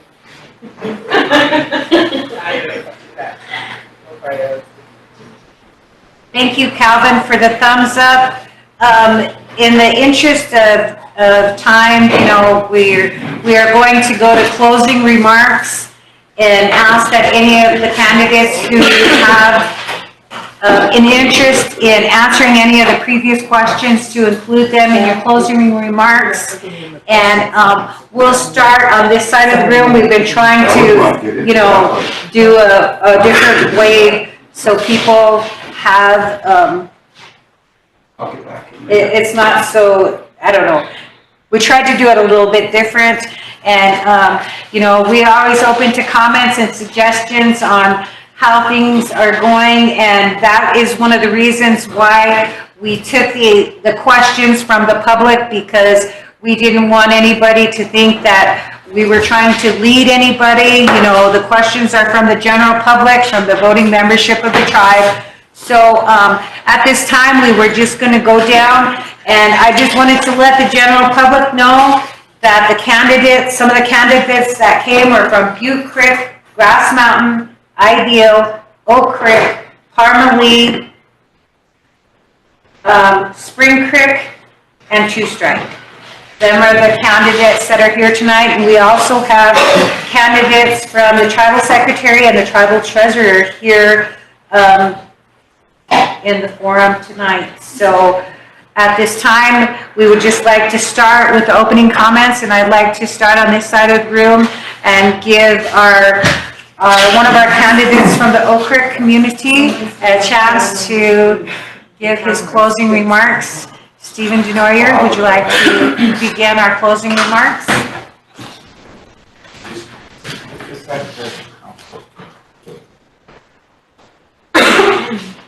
Hello, everybody. Again, my name is Stephen Denoyer III. I'm running for the Oak Creek Council Rep seat. Prior to being elected as the treasurer, I worked 7 years at Wells Fargo Bank in Mission. I learned how to be a leader there. Went through some extensive training. Spent 7.5 years there, and I managed the Mission location for 4 years. And then I became the tribal treasurer in 2019.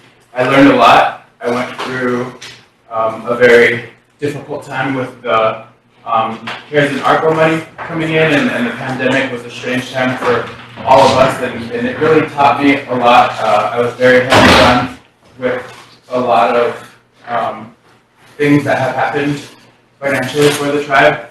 I had goals, and I have achieved the goals. I'm really trying to get the accounting manual updated and focused on policy reform, because I believe that it needs to be reinforced.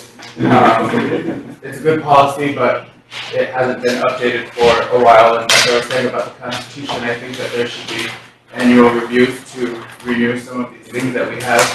I learned that committees are the governance structure of the tribe, and I think that they are a very crucial element to the Rosebud Sioux tribe governance.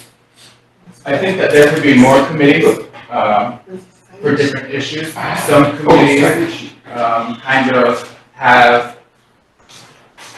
they get bogged down with a lot of general requests, I guess I would say, but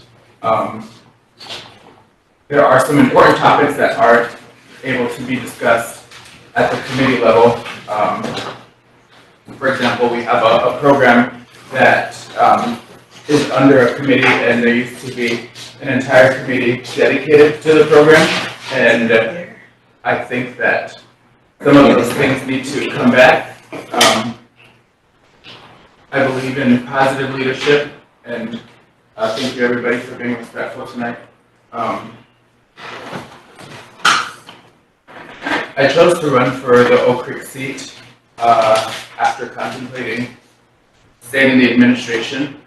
I thought that I would have more ability to help the tribe succeed by filling a council seat. as the treasurer, I couldn't make any motions, just recommendations, and that was something that was really difficult for me. I always voice my opinion, and I can agree to disagree, but not being able to make motions, I think, is one of the biggest things that I considered when I chose to run for the Oak Creek seat. I do enjoy the administration. They're very, very busy, demanding positions, and it was a privilege being the tribal treasurer for the last 4 years. I would like to thank my supporters. I have goals of focusing on revenue for the tribe. The casino, I sat on the board there for a little bit, but I didn't know what I was going to do. This was before that I ran for office. So I resigned from the board, but I still want to be involved in Red Coat and the casino, and I believe in their potential. I believe that communities need to receive more funding than they do, and I'm an advocate for the Community President Association. I try to stay involved with our community leaders and bring some of the issues that I hear from our tribal members up for discussion. I do have a report in council for the Constitution, and that's where I bring those issues up, or in budget and finance. I think that in terms of leadership, I think that it should spell out in the administration. Obviously the president's the chief, but I think that it should spell out a little clearer on what council's role is to the administration in terms of supervision. I think that the Constitution needs to be amended where the tribal president is the chief of all staff. Obviously he is, but because these positions tend to change, I think that directors might not feel heard on some topics of the program because it's constantly changing. I think that that should be something that should be amended, and I think that we really need to look at our 638 contracts and make sure that we are doing our negotiations correctly. We have a very complex agreement, and we're one of just a handful of tribes that have the privilege that we do. In terms of funding, we really need to focus on the casino and on Red Coal. Those are our economic arms, and we don't really invest in them currently as much as we should. And I think to succeed our financial goals, that it's important that we invest in our economic arms and give the casino a facelift and start really producing some revenue. I also believe that it wasn't the right decision to choose to only have medical marijuana and to only allow Red Coat to produce. We have a lot of tribal members out there who are very talented and gifted in gardening and in business, and I think that it's important that we make it fair for everybody and open it up for people to start making money. That's revenue right there. That's jobs. That's people's livelihood. That could really improve this area, and we all know that that makes money. I think that we should also allow recreational use, and we should partner with Pine Ridge on some sort of membership card for each res with the state, just to make things easier. I do believe in partnering with the state and just having a good relationship with the state government, I think is important, especially for tribes. And I believe that if all of the tribes stood together, we could control the state. I really think that we need to have better government-to-government relationships with other tribal governments. That's something that we don't really do. And if we do, I'm not involved in a way that I can understand that relationship. So I think that we really need to lean on one another and achieve our goals as the indigenous people. My name is Stephen Janoyer III, currently the tribal treasurer and running for the Oak Creek Council representative seat. Thank you.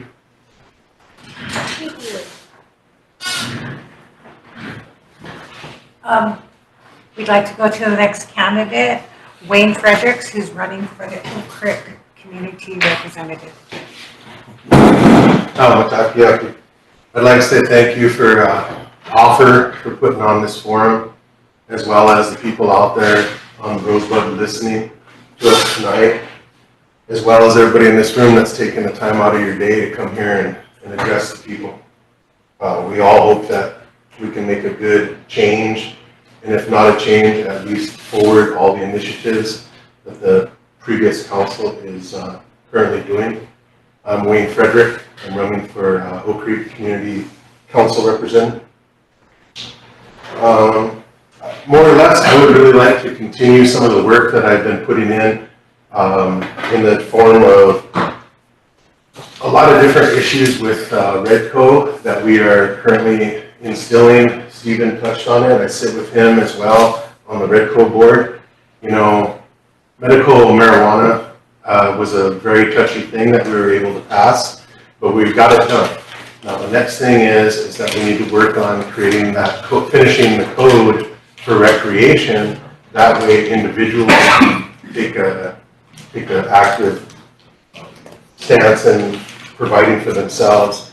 I don't think that every company or business on the reservation needs to be run by the tribe. I think individuals need to be empowered in order to be a self-sustaining reservation. And so that is one avenue. We have a lot of people we actually have a few people on the reservation who have a degree in growing marijuana as well as hemp, and we need to expand upon that. And there's also other businesses that are in the infancy that we need to start to implement. One of them is we just finished a feasibility study for a meat processing plant. On top of a meat processing plant, one of the key things that has to be implemented with it is we thought was going to be a solar farm, but when the tests come back, it is a lot better to start using our wind. Our wind is at a category 7 here, which is very constant and it's very productive. And that's something that is here and we're working on, and I'd like to, if elected, I'd like to keep working on that.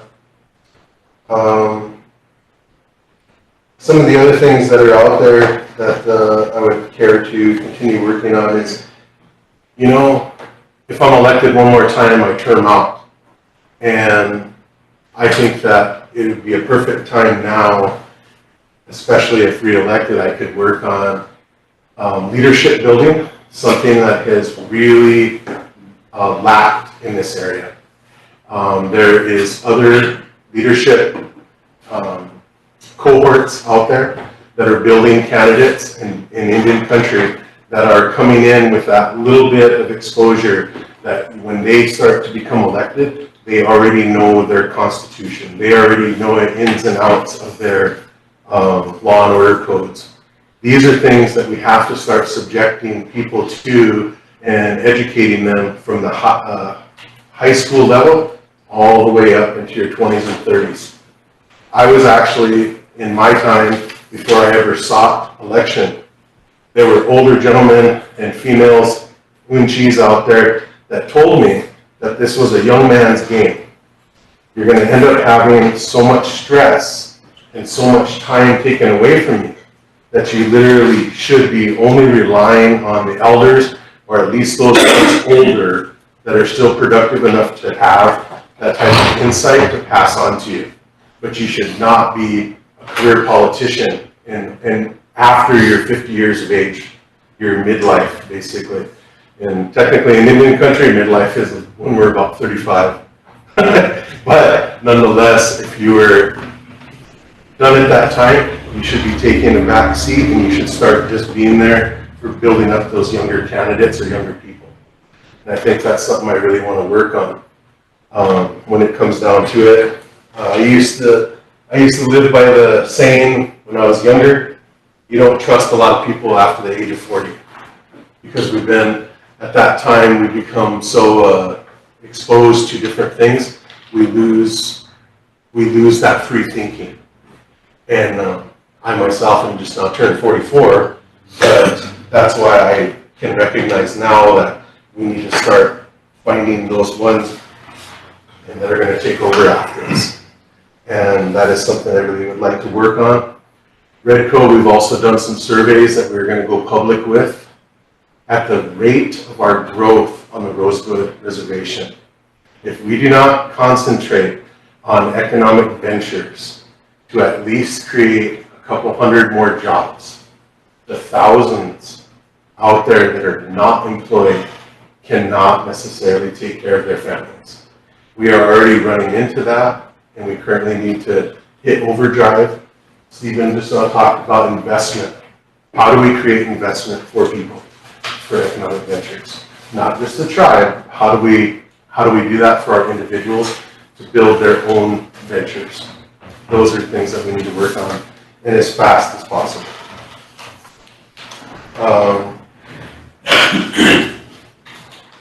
I think that another big thing that we have to work on is our court system. We are in the midst of, if we don't start educating the young and getting some replacements, we are having a hard time finding attorneys, let alone judges, to fulfill the seats that we currently have. Not only that, how do we build on our law and order code so that our court system has a better, I guess, I would like to see more saving the person before we start making them more jailed. I want to see incarceration rates go down, but I think we need to have less recidivism. And on top of that, that is why we've spent so much time in trying to get that meth treatment, alcohol treatment, and more important, the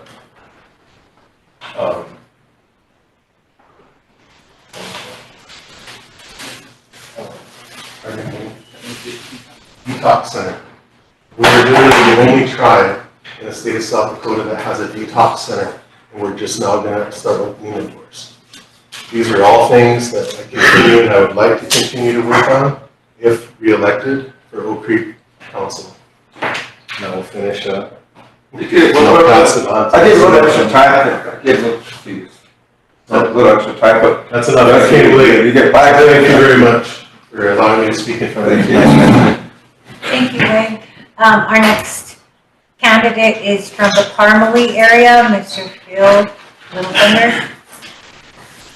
Thank you, friends and relatives.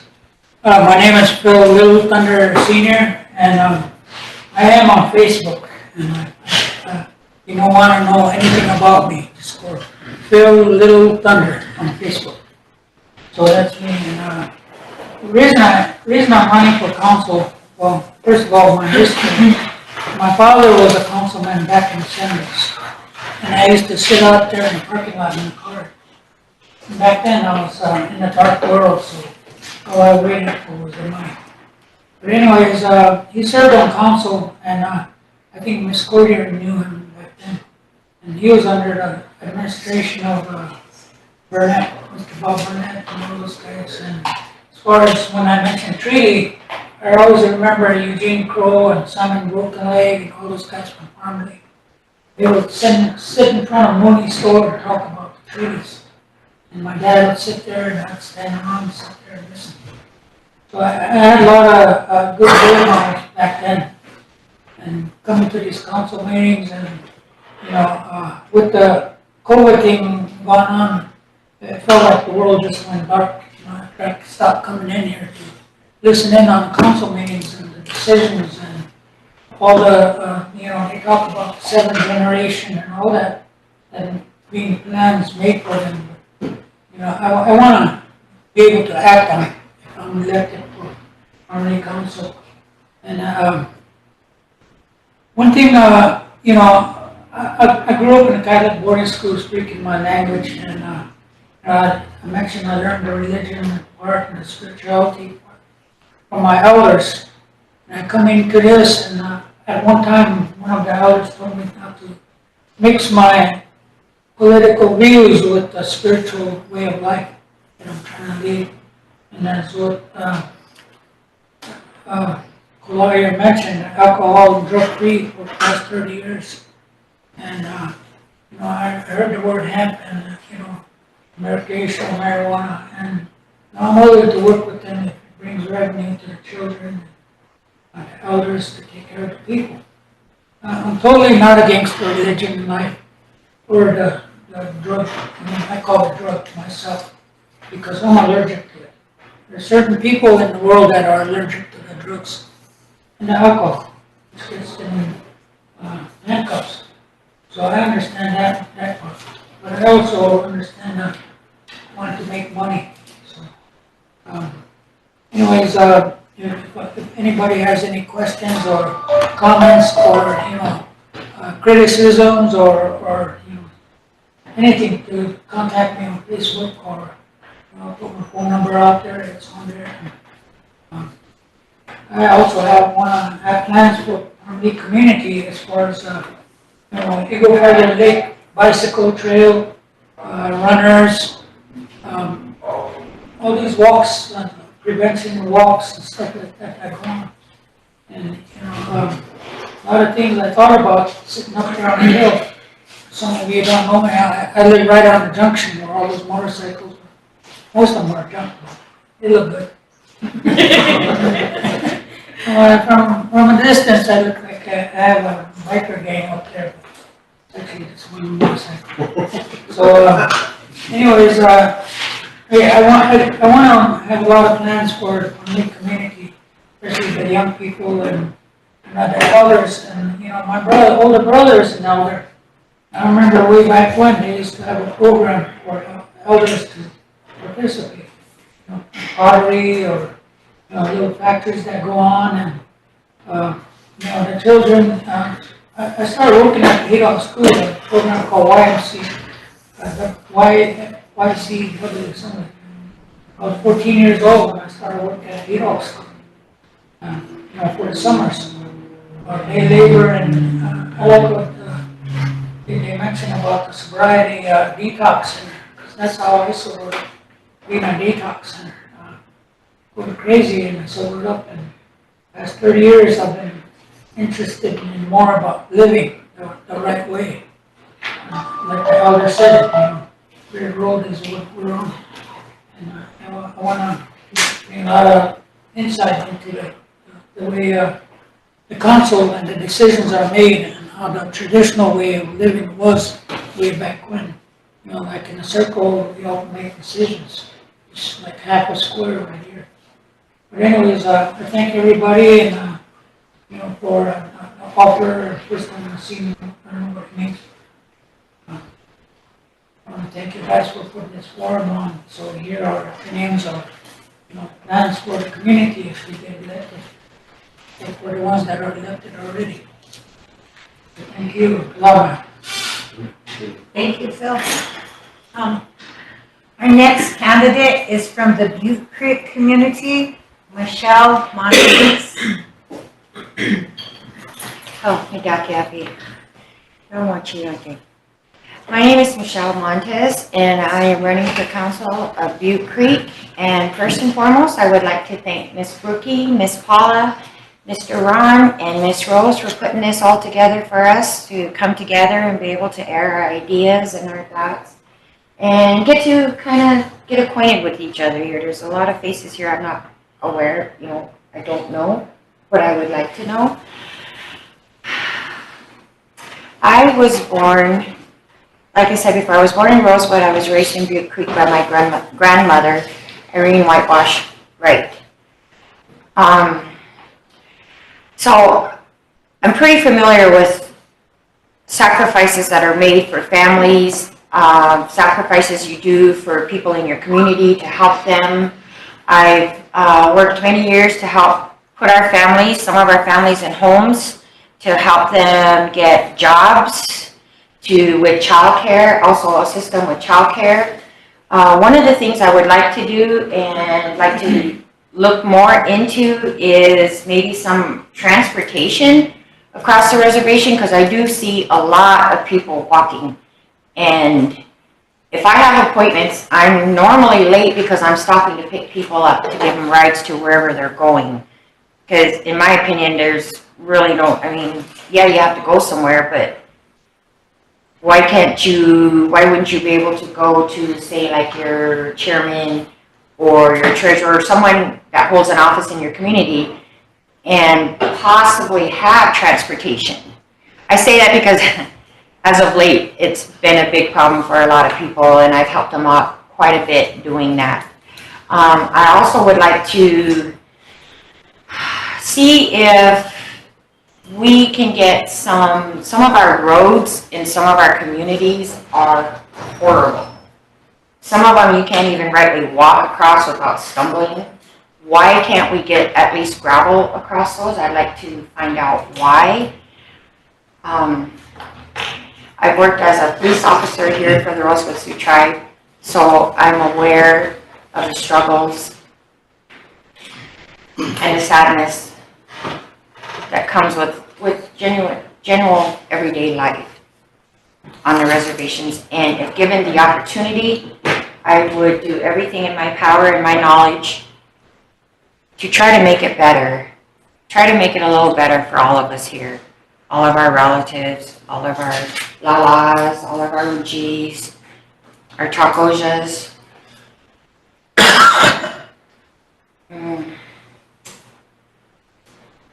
Thank you very much. Thank you. Our next candidate is from the Parmalee community, and his name is Mr. Archie Brown.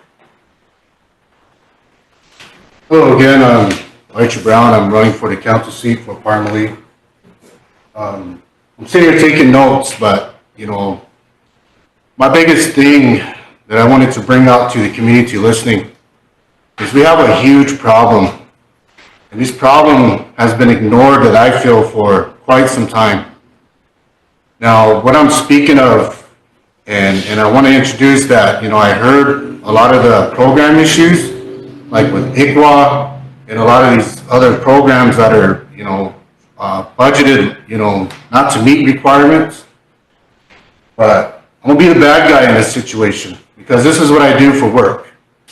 My biggest issue is not addressing the most common drug here that is affecting our families. Methamphetamine. I say it a lot. I talk about it a lot because I know what it's doing. I'm the one that sits in the meetings at the end of the results when people lose homes.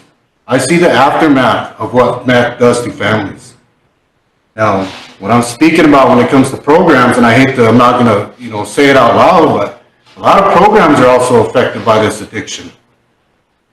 So if I'm elected onto the council, my number one thing will be to bring the programs together that are there for, methamphetamine or even addiction and even alcohol. There's things that we need to bring together to come together to bring a common ground so everybody understands what the goal is. And my goal is to one day come back to my community in Parmalee and tell them that we reduced the use of methamphetamine on this reservation. We addressed jailing the dealers and putting them in jail. Now we know that everybody in the communities, they all know the drug dealers, they know the bootleggers, but you won't get statements for them, they won't come forward for that. Education for the community should be there for you guys. You guys should be able to come forward to an office, for an advocate office or whatever the case may be, and address your issues you're having in the community. A lot of these tenants, a lot of these people, Sunrise apartments, SWA apartments, they have the right to have a peaceful environment. Unfortunately, nobody's there to stand against it 24/7 besides the police department. They do their job and they do a good job at it, but I think it could be better. If we educate our people and tell them that, you know, this is what you have, this is what the tribe can offer, you know, almost a step by step to save the person addicted to the drug. Now, traditional, yeah, it affects our traditions. It's affecting our homes, it's affecting everything that we're doing in the community. Our kids are being neglected. You could see them walking around in our communities alone. And everybody visually sees this. And the people that don't see methamphetamine or their effects go to a public gas station. Almost every time you go there, you're bothered by somebody that's addicted to either a drug or alcohol. So I feel like if we can educate our people on addressing this issue entirely to save the people, and I think we as the council and we as a community can start saving these people, these younger youth, these kids from suicide, you know, from leaving the reservation or struggling or just being homeless. Speaking of homeless, I feel like there should be an advocate office.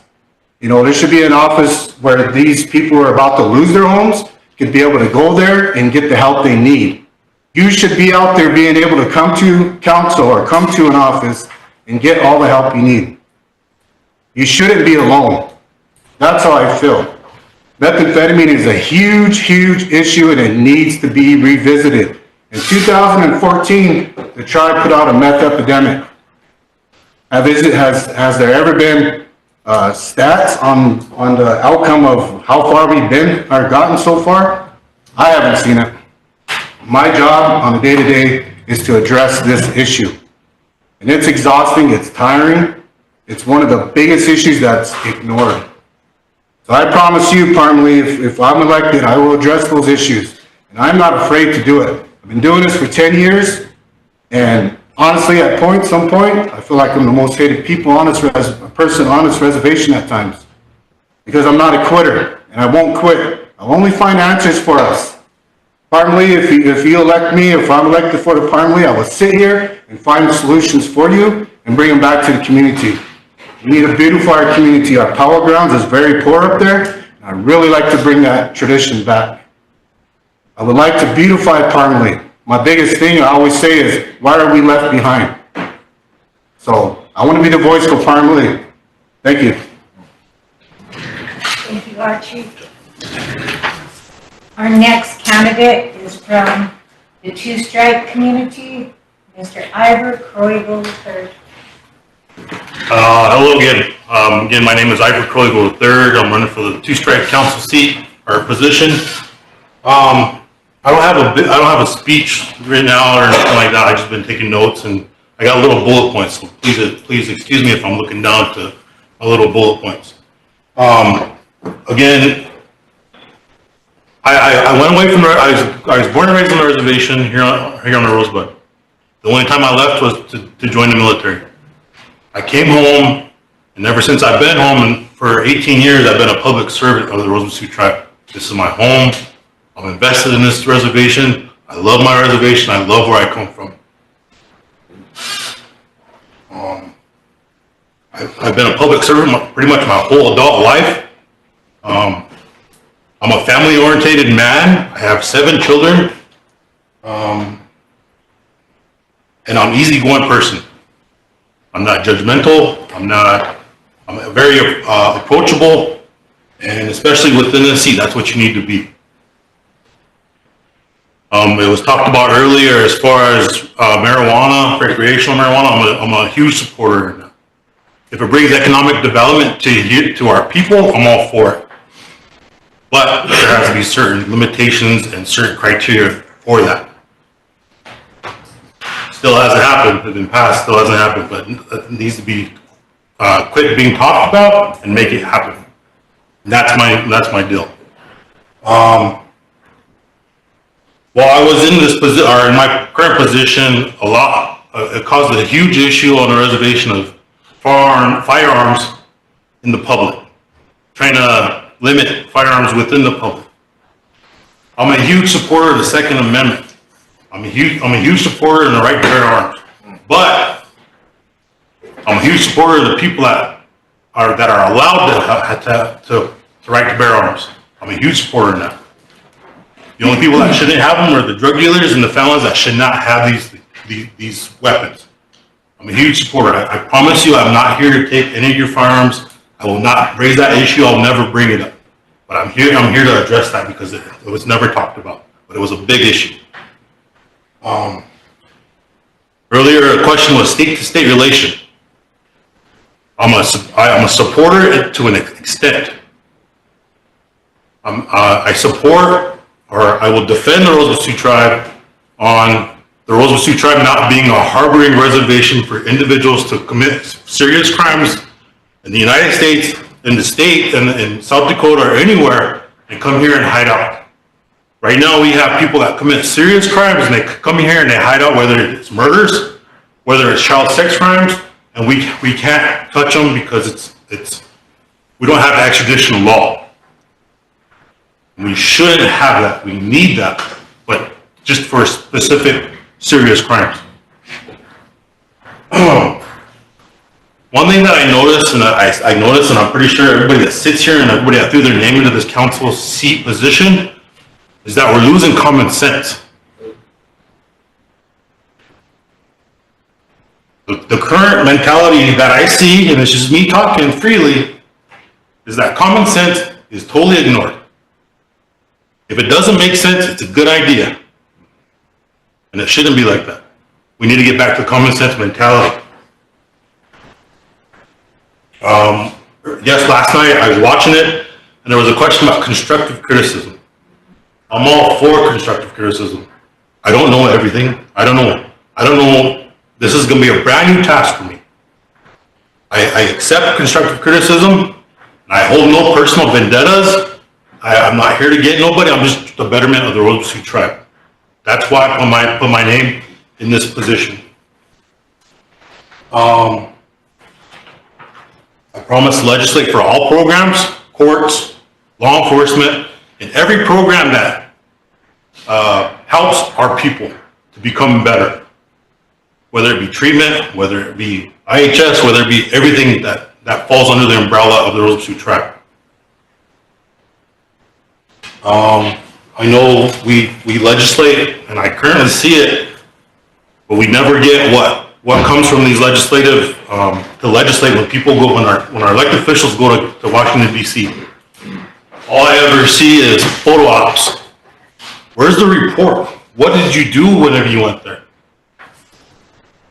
I promise to legislate. I promise to come back and give a report on what I did if I was to go to Washington D.C. and legislate. That's my promise. I threw my name in this election on my own free will. I didn't do it because I don't like my job, but I feel that because of my job and within this position, I could do more for my people. Because I know what it's like on the law enforcement aspect of it. We have all these programs on the Rosebud Sioux tribe that are available for everything that plagues our reservation.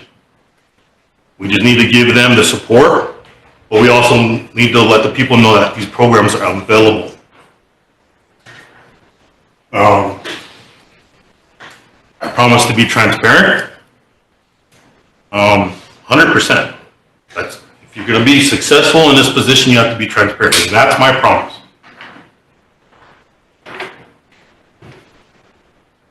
And it was talked about as far as executive, there should be only certain times when people should go in, or the council should go in executive session. I'm a firm believer in that.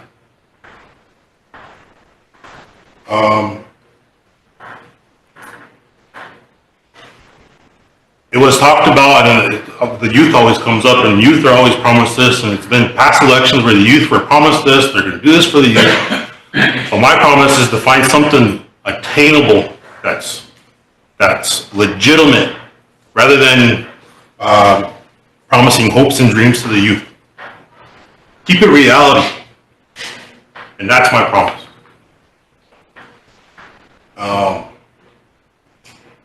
It's time to just quit talking about stuff and be about it. To make our tribe better. From a legislative standpoint, from a community standpoint, from the whole tribe as a whole.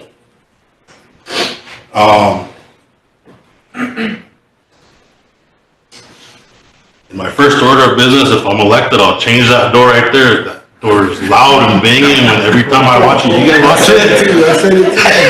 I will change that door. Again, I humbly ask for your vote. I come into this position not knowing or not know everything about this position, but I guarantee you I will learn it. And I'll be representation and the voice for the people. Again, my name is Ivor Crowley III. I'm running for the council seat for the two-strike community, and thank you. Thank you, Ivor. Our next candidate is from the Grass Mountain community, and his name is Mr. Sean Whitehawk. My name is Sean Whitehawk. I'm running for council rep for Grass Mountain community.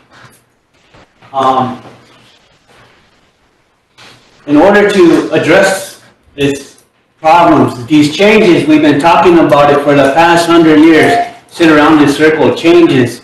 Every election changes. And we're still, look where we're at right now. And this is partial to the fact that this tribal government, as I spoke about before, was structured by Washichu to colonize our people. This is colonized leadership, and this government is made to, it's for the haves and the have-nots. While our people are in poverty, poverty did not just happen. We've been living with it for a very long time. For almost 100 years, systematic genocide, systematically, it put us in poverty so that we'll be dependent on the federal government. So, and as long as we're dependent on the federal government, we're not truly sovereign.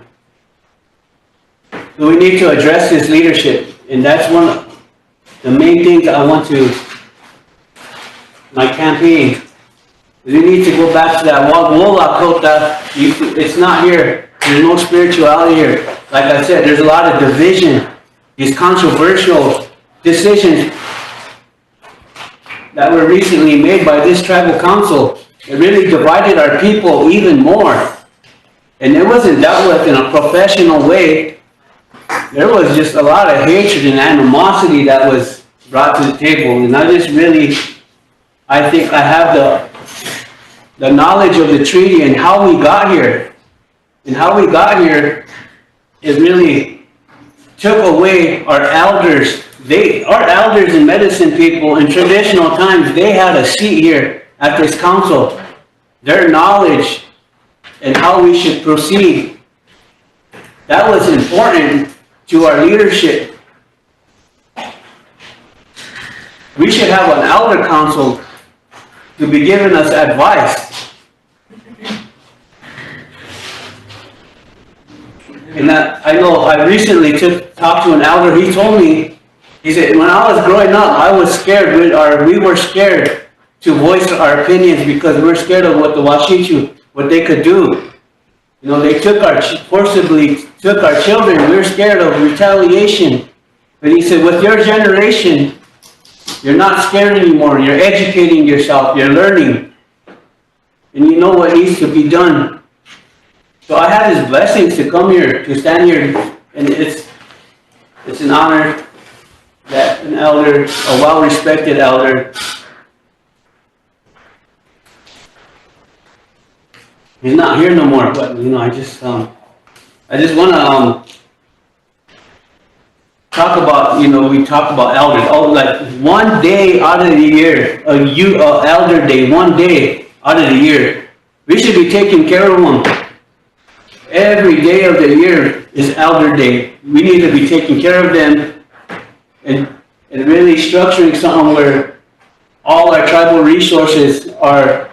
I talked to an elder over here just before I came in at Palmar. He said, "I'm a veteran. My floor's caving in.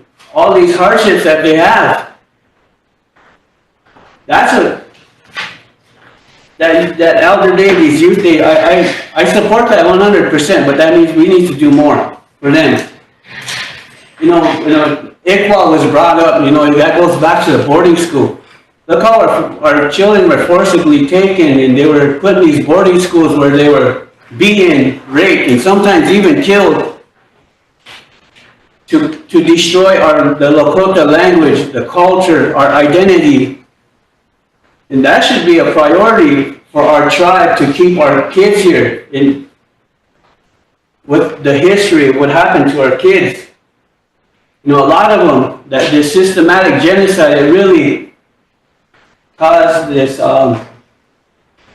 alcoholism, this addiction, this dysfunction. But yet, look at the Rosebud Sioux tribe right now. We have a treatment center, and at the same time, they're selling and promoting alcohol. They're profiting off people's addictions and despair. And we're doing those two things at the same time. And what kind of message is that sending to our kids, to our people? And there needs to be more to get away from that mentality to help our people. That's Wolakota. That's it. That should be the goal, to bring back, to start healing. And I want to just mention another real, before my time's up here, is economic development is always, we always talk about it, we always hear about it. But as long as politics and government mix, it will never work.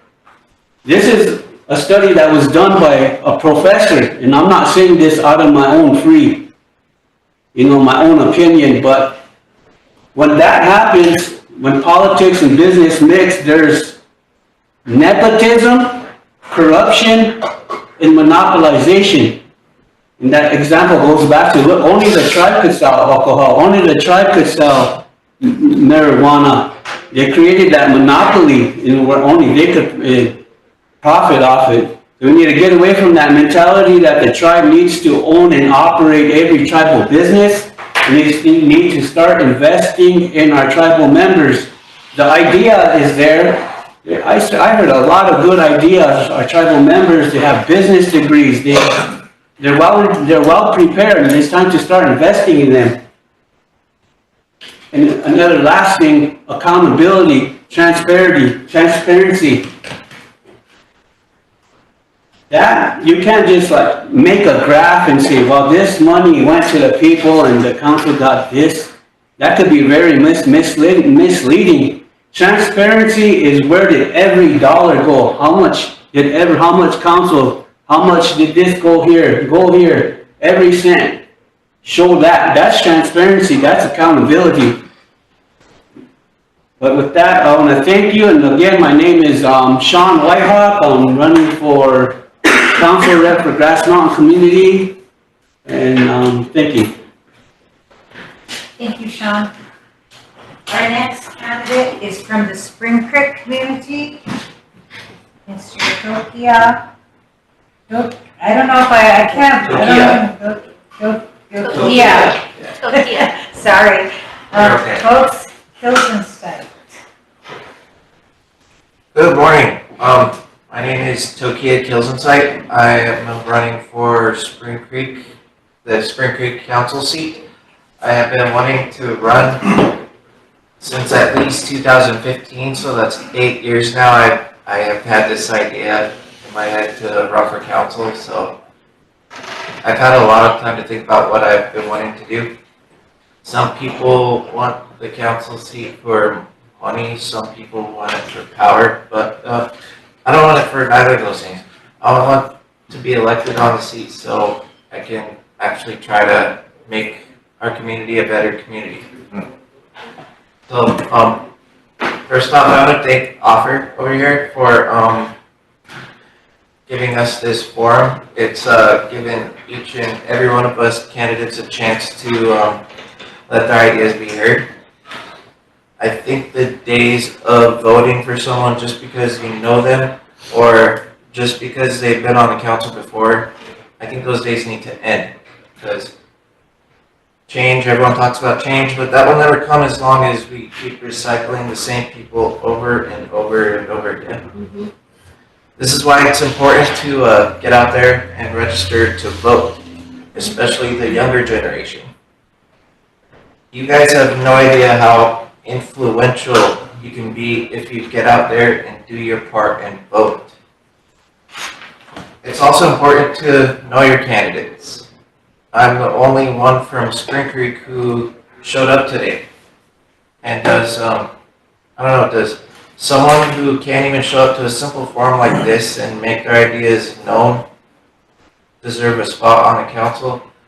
I say no. You shouldn't gamble when it comes to your leaders. So, yeah, so since I said that, I now want to tell you what I'm running for. We have a lot of bad on the reservation, like a lot of it. It looks bad. We have a methademic going on right now. And, yeah, we also have a lot of good. We have communities that stick together. We have people that care about each other around here. So I feel like if we actually try, if we work together, we can really make this community a better place to live in. Like if other tribes can figure out, then why can't we? I like what a lot of people before me have said about marijuana. Like, I don't do that, but I think it's, I think medical marijuana and recreational marijuana can make the tribe a lot of money. Like, we have countless weed dealers across the reservation. Imagine if all that money that went to them went to the tribe instead. They could then use that revenue, they could then use that to build other businesses that that we could have. But I also agree with him, what he said about how the tribe shouldn't own each and every business. That's why I kind of want to start a bank. I don't know if that's for the council or something more suited for the treasurer, but I feel like a bank would be a good like starting point to getting people who are interested in starting businesses. I think that would be a good starting point to getting a lot of businesses started around here. Another thing I want to do is a housing program, like something what Redco's already doing. Like, I think the tribe should be building its own houses because that can create jobs for people, and also it gives people places to live. There's some laws that I also want to change if you elect me. I feel like we should have term limits because, like, a lot of people on certain seats have been there over and over again. And I don't know about this one. This one might be kind of a touchy subject, but why let the whole res vote for each community? Because some communities vote for one person, but the rest of the reservation decides someone else is better for that community. Sometimes it's, I don't think that's really good sometimes because no one knows their own people better than their own community, if you know what I mean. And if you also elect me, I'll also be at every meeting. And no executive session unless absolutely necessary. But yeah, once again, Tokia Kills Inside Spring Creek. I would be really appreciative of your vote. I guess. Thank you. Thank you. Next we have Tammy.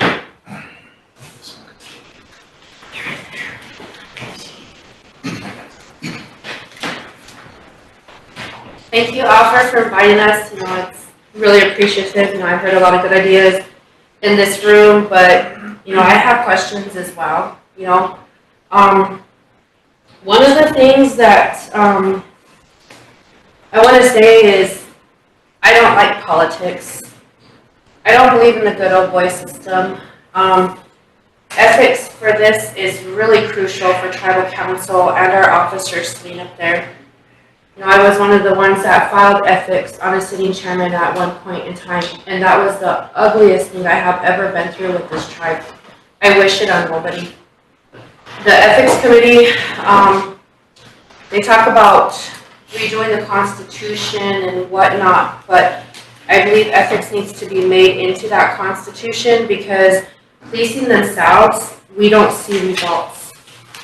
You know, people walk into tribal council and we hear, you know, you gotta watch your facial expressions, you know, when dealing with people too, because it comes out in your face if you don't like them, you know, your body posture and stuff like that. But, you know, our council reps need to be reminded that they're elected by the people, they represent the people. They sit here and make decisions on our behalf. Financially, I'll be making decisions on behalf of the people. You know, if council can, you know, direct me to do something, like I said, if there's no funding there, there's no funding there. A lot of our revenue programs are suffering because council takes that fund and they put it into the general account, and then it loses its identity. It happens a lot. You have Tecro, you have Game Fish and Parks, you know, people think that the casino is a big old source, like it's a money cow, but they micromanage everything to death. And because of that, a lot of these programs aren't being funded the way they should be. They should be allowed to keep some of that funding to train these people, you know, to do these, you know, economic development stuff and whatnot. But that's not happening. My biggest question, and it's not, you know, it's for everybody that's running. You know, this funding, from what I have seen and what has been allowed to happen, is the consistent raises of this tribal council itself. You know, that money has to come from somewhere. And some of that, you know, if you come here, you know how much you're going to make.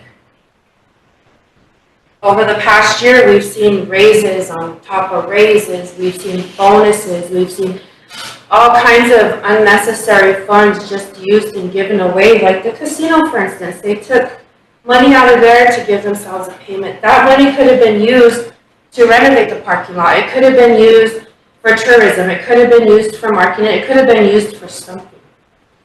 But it wasn't. That was a revenue fund. Will this tribal council be willing to take a cut in their pay? Will they be willing to cut that pay to per meeting? Will they survive off of that? They should be able to. Because people out there work for $7, $9, $10, $13 an hour with a big family, and they have to work 8 to 5 Monday through Friday and find a second job to support that family. But will this council, will them seats up there be willing to take a cut in their you know, salary? Because basically they're salary. I myself, I would consider it, you know, I would do it. I don't want to be put in a higher tax bracket. And another thing, from my understanding on this ballot that's coming up, there's supposed to be an amendment to the Constitution. And that amendment to the Constitution is for the council to give themselves that authority to change the Constitution, to amend it themselves. I strongly disagree with that, because that in itself, you know, takes the power away from the people to be able to come together to make our own amendments. But yes, the Constitution does need to be changed. Maybe we need to put salaries in there. Maybe we need to emphasize more on what these officers do, what these council reps can and cannot do. Because literally we see change when we get here. We hear these promises. My community, for one, has not had representation for about, 10 years? We need somebody in there that's going to benefit our community as well as the people, but be at our meetings and be accountable to us, whereas treasurer, I'll be accountable to the people. You know, things need to change. I'll be a new face, you know, but there's a lot out there, like they call them career politicians, that keep running for the same thing over and over, but they had all these years to make these changes and be accountable to the people, but they never have. You know, our people need to start coming together and changing this tribal council, its structure, and being a voice. You know, we need that civil rights office. We need to bring our kids back. You know, we need stuff for our youth, our elders, but that's not happening because we have no transparency where this funding is going. You know, there's a lot of things that need to change, and I'm all for change. I'm all for bringing this tribe forward. We have a RDO program, you know, let's go through them and help write grants, sustain these programs. But, you know, we need somebody to do that. But Tamala Wilcox for treasurer. Thank you. Go ahead. Calvin Hawkeye Wan. I'm the candidate for tribal secretary, and I'm asking for your vote on July 27th. I want to close with some of this stuff about talking. This is a hard position to discuss based on its constitutional authority, but I'm going to tell you how a tribal secretary could be an asset to, you know, this tribe. One is I have vast knowledge in tribal legislative law, federal law, tribal law. You know, I can, you know, you ask me a question and I probably could tell you the ordinance that it's in.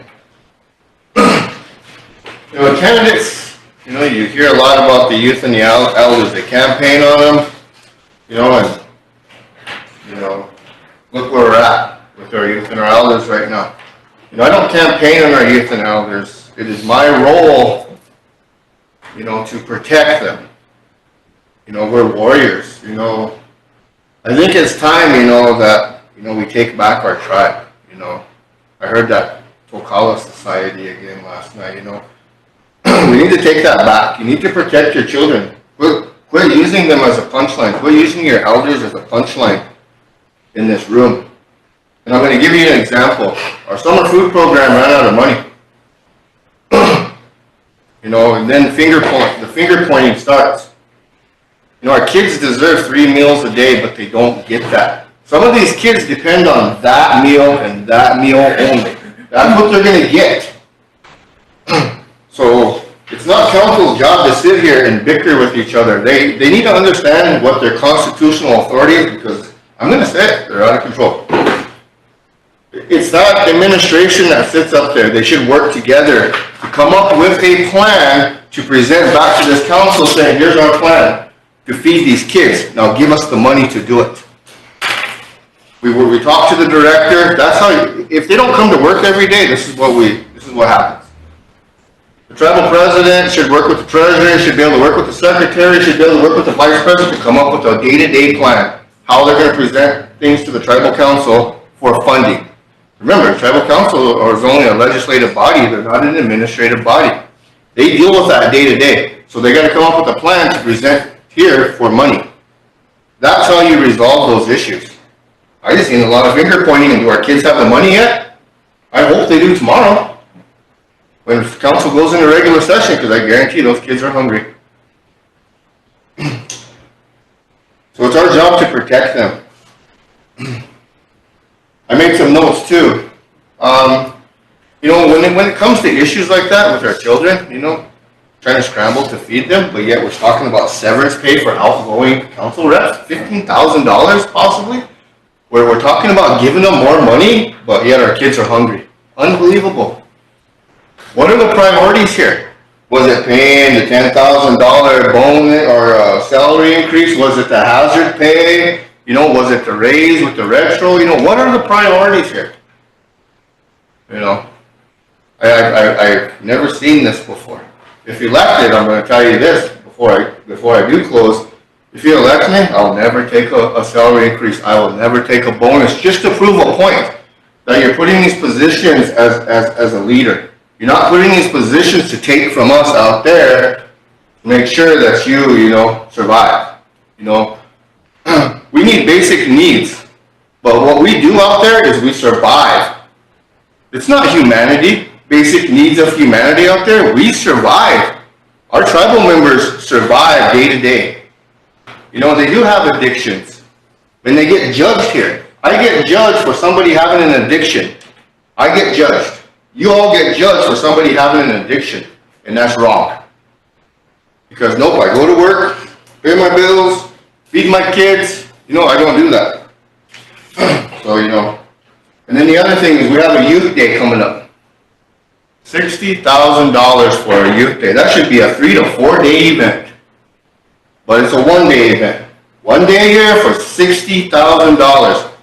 And I think it's a conflict of interest for a constitutional officer to even be involved in that, to use tribal money to campaign on. It shouldn't happen. Maybe Wayne or Neil can make a motion to give the 2 secretary candidates $60,000 so we can put on the event too. But that won't happen. Last year they paid $500 to the help. Let's all go up there and get $500 to help support our youth. They got paid $500. But that won't happen either because it's just a selected group of individuals within that circle that's going to get paid that. Where's the receipts? Where's the accountability for our youth? Provide those receipts. Provide that report for all $60,000. That's where that accountability comes from that administration. That's exactly where it comes from. So that, to me, that shouldn't happen. We should have more for our youth than just one day of $60,000, and then that's conflict. If I start this, I'm going to finish it. You elect me, I'm going to finish it. I'll see everything all the way through. And I'm going to close by saying, what I always say, there's a difference between a politician and a leader. And what I've seen in this room is I haven't seen a lot of leadership. I'm being honest. A politician is invested in a group of individuals. A leader is invested in the people. And my loyalty is to the people. And it always will be. And another thing that's disturbing here is point of order. If you're elected as a tribal council rep, you are allowed to ask any question you want that pertains to that subject, such as ARPA. But you ask questions about ARPA, you get called out of order. For what? For asking a question? No. ARPA needs to be transparent. This tribal council here needs to provide the public a full report on ARPA. They need to give us a minute from the time it started to the time it ended. Who got what and how much they got. You have Unchi, La, you name it, Lexi, Tui, Ate, out there with their roof still leaking and their houses still waiting to get fixed. But I guarantee there's this little circle here who got that piece of that pie. That's corruption. That's misuse of funds. That's disrespect, and that's a lack of culture. So if you want change on July 27th, and if you want change in that general election, you want a voice for accountability to be able to say, hey, hold on, as a secretary should be able to say, no, we have an existing ordinance here. No, that's inconsistent with the Constitution. You can't make that motion. You can't do that. That's a secretary's role. You should have everything cataloged all ready to go for you.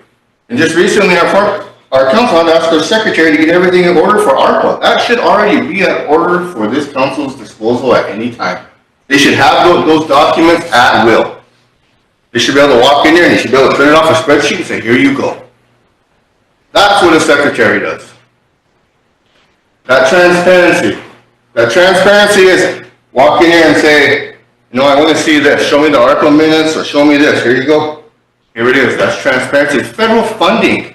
It's public knowledge anyway. It's public information. But with the tribe, it's G7 classified. The United States Pentagon can declassify aliens and UFOs, but we can't even get a report on ARPA. So, with that, I'm going to close. And I always close, with my name. My name is Shuvakal Yasaku, the horse that comes back winning. And I'm asking for your vote on July 27th. We deserve change. We deserve respect again out there. As people, we deserve that. So the only way to do that is maybe we need to change some faces in here. Maybe we need to, wipe the slate clean in here. But, it needs to happen. And if you're not happy with what's going on here, please vote for me. Thank you. Thank you. Please. Oh, good evening. Once again, I want to say thank you to Offer for allowing us or giving us this opportunity to express ourselves. I took advantage twice now. I was just gonna sit in the back, you know, and just kind of listen to what Ira had to say. Just kidding. You know, but that's good, you know, I really appreciate that, you know, that you guys care enough about the people and their problems to bring something like this so that we can express what we want to think about, what we want to talk about, and what our plans are for the people, with the people. So I really say thank you to you, and thanks for the food. That was really good. You know, I like that. So that's what I grew up with too. So again, I'll say my name is James Arnold Ironshell. My father and mother and my grandparents, you know, that's who we are. We are the Sicangu Lakota. And it goes back even farther than that. You know, I know my family history very well. I know my tradition, my oral tradition, very well. The Sicangu Lakota was created by that man, my great-grandfather, Mr. The Chief Ironshell, and his brothers and his relatives, his sons, came from the Miniconjou and their allies. And that's what created this land that we're on right now, that we survive on right now. And those treaties that we were discussing, the 1851 treaty, even before that, when we took control of this huge land base that we have. The 1868 treaty, my grandfather was the original negotiator and signer of that treaty. So within that treaty, that establishes a land base for our people. What's our greatest resource that we have available to us today, right now? Our greatest resource is our land, and our water, and our natural mineral rights. That's our greatest resource that we have. That's our money in the bank. But do we use it effectively? Do we use it to benefit the people? To prop up our failing programs? To prop up our failing system of economics, education, all those things that we were talking about in the treaty? Those are all things that we met and negotiated and were promised because of force of arms by our people. We fought the United States government. We made sure that we were going to be able to take care of our people. So that, you know, it deals with education, it deals with health, it deals with future development, it deals with ethics, it deals with morals, it deals with rights. And those things, healthcare was involved in that too. Our grandfathers thought of all of that, all of those things when they were talking about that treaty. All of those chiefs, all of those headmen, all of those warriors, all of those women's societies, they were all behind us, and we all helped each other, and we all fought. One nation, one arm, one mind. Not just the Sicangu, the Ogalalas, the Miniconjous, the Hanktuans, all of them. We all fought together, along with the Cheyennes and the Arapahoes. And we were able to secure a land base and a way of life for our people because it was changing. Because we knew that things were going to change for our people. We knew that. So we secured a way that we could make a life for ourselves and keep our culture, our way alive, our people alive. We did that. Well, what have we done with it since we did that? There's been a lot of things that have been going on around here. And I'm not the kind of guy that's going to stand there and look at you in the face, and if something's going wrong, I'm not going to go over here. One of these look the other way. Something's not right here. It's my responsibility, my obligation as a council representative or as an administrative officer. Hey, that's wrong. That shouldn't be happening. You have the trust of the people. You're the ones that's supposed to protect that. And that's what we're supposed to do in these seats. You know, we all kind of get along with each other. That's a good thing, you know, that we get along with each other because we're able to talk with each other. You know, But there's things that have been going on, that have gone on for years, that continue to go on, that nobody says anything about, that's never stopped.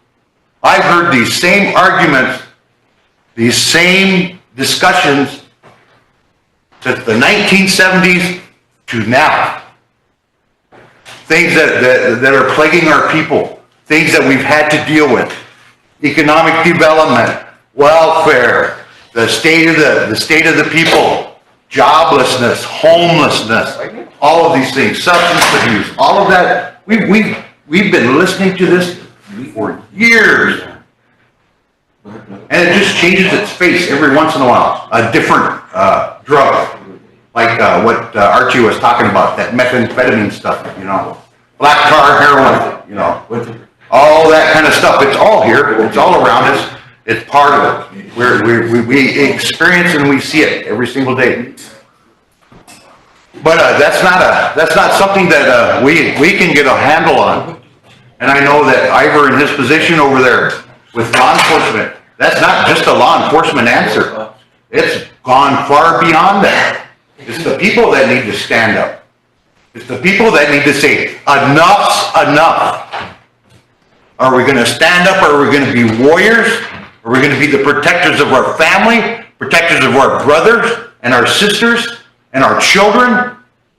Are we going to stand up and say, hey, look, we've had enough of this. Let's form our societies within our communities. Look, you're no better than anybody else. Long time ago, traditional ways, traditional teachings. Even a chief couldn't get out of control. Even a chief couldn't break the formalities of a hunt or to do something to harm the people. That man would have been dealt with. His belongings would have been broken and tore up. And nobody would follow him after that. They might get up and move after that, after he goes to sleep. He'll wake up, look out the door, nobody's there. You know, that's the way they used to deal with them. You know, long time ago. So we have an obligation, we have a responsibility to do something for our people. What are we going to do? It's these gentlemen that sit up here and ladies in these elected positions. We are supposed to put the best efforts forward, the best that we can to develop a vision for our people so that we can survive as a people, so that we can create hope, that we can create opportunities so that our people can live, our children can survive. You know, there's some things that were said, some questions that were asked, and I'll be straightforward with you. This is my own personal feeling. I do not want to be on a government-to-government relationship with the racist state of South Dakota. Every action that those people have taken in their legislative attacks against our people have been for the detriment of our tribe. We can't play nice with these guys. You know, the state of South Dakota thinks we're inferior to them. They try to control us at every junction. The United States government pays no attention to the people. They would like to see us disappear. We're invisible to them. And we're still invisible. Every once in a while, we'll get a little press. If we get up and we do something, we make a show. But it's only just a real small little blurb in what's going on in this world today. We need to get together with all the rest of the native people of North America. We need to get together with the great Sioux Nation, the Lakota people, and make a stand, make a voice. Together, collectively, the Lakota people in the state of South Dakota own a majority of the land here. Do we use it in the right way? Are we taking care of our people in a prosperous manner? Nope, we're not. So, you know, I just wanted to say that again, you know. We need to make sure that people understand who we are and where we come from. We need to make sure that they don't forget that the land that they're living on, that's our land. The land that they're profiting on, That's our land. The land that they're doing these things on, my people fought and shed blood. And our ancestors are buried in most of these locations. That land up there, the Black Hills, I'll say it again, it's not for sale. Never will be for sale. You can't force us to sell it. It's not going to happen. Not on my watch. There's some talk about Peshawar and some of that the other night. You know, what are we doing with that? You know?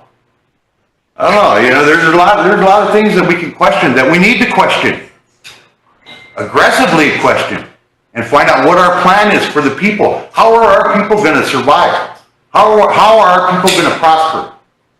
You know, I seen Archie over here. Archie works every day to try to make a safe environment for our people to reside in.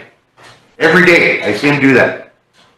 You know, we work together on a drug task force that I was asked to create by the Great Plains Tribal Chairman's Association. We did some seminars. We had some good things come out of that, you know. But did it go any further from that? Nope, nothing. I haven't seen anything progress since then. So that's the kind of things that he was talking about is, you know, we start things, but yet we never finish them. You know, we need to follow through with what we tell our people. We need to follow through with the ideas and the thoughts that we have for our nation to grow. But I know I'm taking up some time, so, and then I want to thank the guys that actually are sitting on the council right now. That's a hard job, tough job, you know. You gotta be willing to take it. If you did wrong, you're gonna hear about it, you know. If you did wrong, you probably won't get elected again, you know, something like that. That's what they say, you know. But, you know, good luck to each one of you. And if your best interests are for the people, I hope it's that way. And again, my name is James Arnold Ironshell. I'm seeking the council seat for Two Stripe. And I guarantee you I'll do everything in my power and in my mind, and I'll be a good council representative for the people, the whole nation. Thank you. We still have, it's very important that you guys have to say, but people are leaving. We'll try to keep up to that time frame, you know, but I just want to announce, if anybody else leaves, we're having the general election forum, candidate forum on the August 8th. Sorry, Tuesdays, we call it 4 Tuesdays from now, so I just seen people were leaving and it's good to see Linda, right? You know, so, good to see it, closing prayer. Good, no, that's it. Next we have Brianne. Good evening, everybody. Mita Kiapi, Gomez, Baby, Hakuri, Manchate, Nahai, Yuha, Chante, Washe, Nape, Chuzapi. My name is Brianne Herman. I'm from the Antelope community. I'm running for the tribal secretary. A little bit of my job history. I've worked 10 years for the Legislative Affairs program, and I started literally from the bottom of the barrel and worked my way up. I'm really honored because I had the opportunity to sit in the council chambers for my work, and I've learned many leadership qualities, and I've got to see numerous resolutions and policies and ordinances passed here. I feel really honored to have known past and present leaders who sat around this table in administration, and I feel like my leadership would be very valuable to the Rosebud Sioux tribe and our people. For the past 2 years in the pandemic, our people have been left in the dark, and I think it's time to move forward and to get rid of all the old COVID guidelines and rules. The building's back open now, and so is the chambers, and it's time for this body and administration and even the tribal employees to act accordingly, be inviting, and to be informing our people face to face and having that good working relationship, because we are working for those people, and that's our purpose here. 8 to 5, and us leaders who are elected, it's 24/7. And my main purpose of running for secretary is just that, to inform people There's certain ways that you need to advertise things for public hearings. There's been some that happen and there's a lot of people who had no idea those were going on. There's ordinances and policies that were changed and people didn't know about that. There's employees who didn't even know we had a new updated policy, personnel policy and manual. It's just really important because the Secretary's office is the main hub of our tribe, and it's really important to know those documents and how to properly handle them, make sure they're signed and documented properly. It's the duty of the Secretary to inform the people any legislation that's upcoming, anything that is passed at council level, committee level. There was a question about if the committees are still a need for today, and I think they are, because if you tune into the council meetings, they spend so much time talking to death one single resolution or even an idea, and realistically that needs to be done at the committee level. That's the structure of our government, and we need to follow that and bring that back. And it's just gone on too long where there's no attendance at committee level. So when it comes council time, when legislation needs to be passed, it takes up a lot of time. And the last couple of meetings, it takes them 2-3 meetings to finish an agenda. So I think the secretary position, I would do everything I can to keep everybody informed and on one page so that when it comes council time, our legislation will be passed and our programs will know to be here, when they're going to be on. Resolutions won't be missing, or there won't be programs or committee people running in trying to get their council rep or committee representative to get their resolutions passed. Everything will be here and it'll be ready to go come council meeting time. So we're not wasting anybody's time. And as far as committee meetings, the regular workday for the tribe starts at 8 a.m. So I don't know why they wait 2 hours to start a committee meeting. That's enough time to set a time frame with your agenda, have it ready to go, and have your constituents here who is on your agenda so you can get the ball rolling and all the meetings can be done. I know space is limited for committee meetings, but there's all these different conference rooms and tribal programs, so those need to be utilized. And public record, there's no reason why you should call the secretary's office and have to wait 2-3 days, couple weeks, the next committee meeting or council meeting to get a document or a resolution number. There's a budget for that office, and I think maybe they either need more staff or maybe just restructuring so that things are done in a timely manner, and also use electronic stuff. We have a tribal webpage and all resolutions could be found on there. Statewide, you can look up your registration to see when you can vote, where you're located. I don't see why we can't do that tribal side. So that would be one of the things I would want to do, is maintaining electronic devices and getting up to par with the speed of things. Even as far as resolutions being passed here, they shouldn't take the next day to be done and a third day to get a copy of that. That can all be done in one day. We all know when council meetings are scheduled, and there shouldn't be no lack of information or anything. And we need to start utilizing our Channel 93 and our radio stations more to inform our public. And from my knowledge, things are supposed to also be published in the newspapers, and we can also use the tribal email thread. There's the CPA. They're usually the last people to know about information going through the tribe. And I just think that better communication, open door policy, and keeping an open door really all around, that we can improve our tribe and our documentation, and basically just notifying people and keeping everybody in the loop so that everybody's heard. Thank you. Thank you. Lisa? Good evening, friends and relatives. My name is Talisa Fasthorse. I'm running for the Oak Creek representative position. I don't have a speech. I probably will restate everything that everybody else has already said. Just a little bit about myself again. I'm a family-oriented person. I really have always been active within my community. All my elders, younger generation, kids, everybody knows who I am in my community. I try to, I'm a common woman, and my community is very important to me. I'm very proud to be a Oak Creek community member. People joke around, they call me Miss Oak Creek. And I used to laugh. I'm like, wait, why does everybody call me that? But I'm proud of that because they know that I'm proud of where I come from. I have strong roots from where I'm at. I have a big family. I come from a strong line of women and men. I have always been active within my community. That's being on the lower level, the chair, sergeant at arms, secretary. I learned at a young age, and it was something that I was always passionate about. I thought it was interesting. I grew up with my grandpa always coming to council.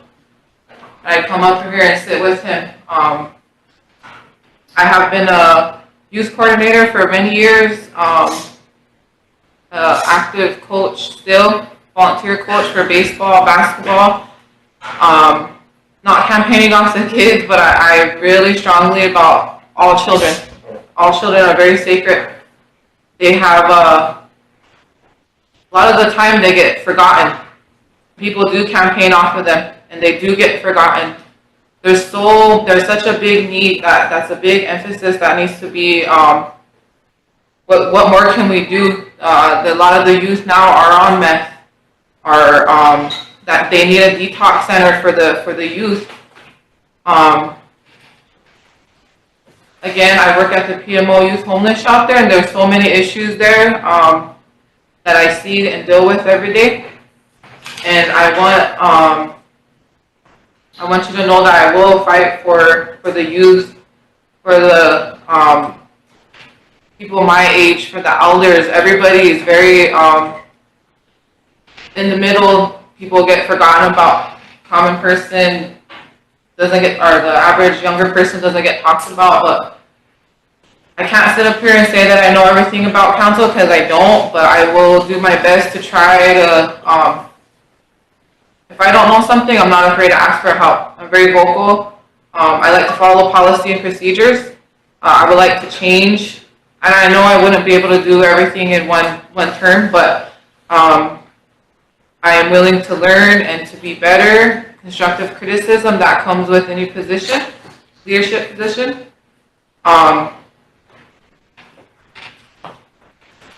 Homelessness, there's so many issues, but homelessness is a really big issue here that contributes to alcoholism, drug use, suicides. It's a complex situation and it needs to be addressed. The policies for the courts need to be addressed, and there's too many issues that just stem from just homelessness.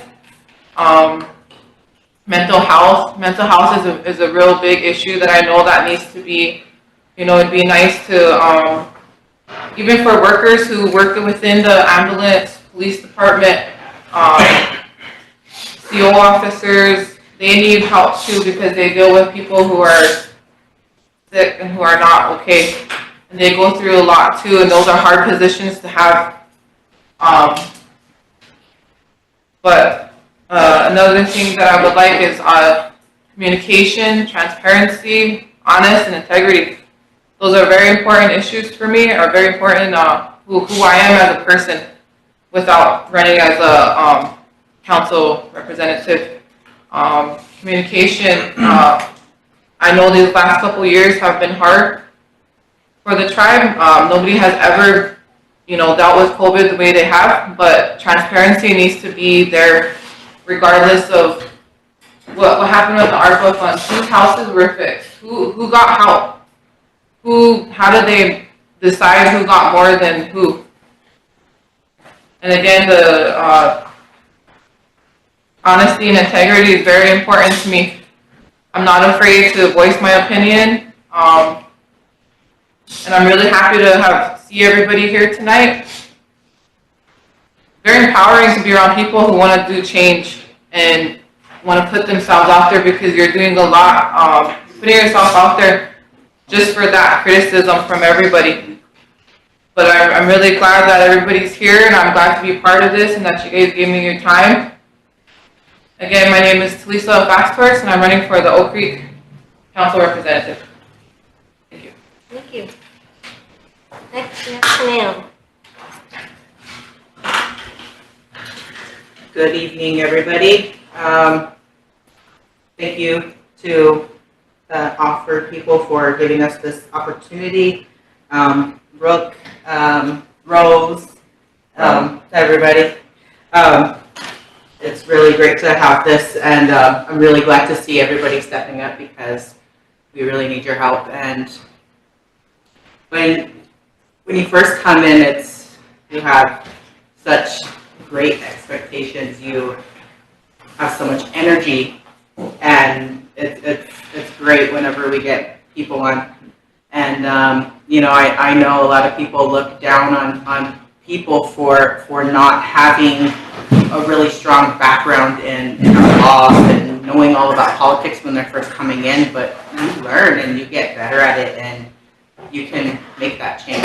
And so I look forward to seeing what you guys can accomplish, and I look forward to working with whoever gets on if I make it. But I would like to remind everyone that it is really hard to create change within one term. After all, we're one vote, and that gets pretty hard. But I look forward to see if I'm allowed to continue on my path of creating a needed change for the people. And with that being said, here are some of my accomplishments.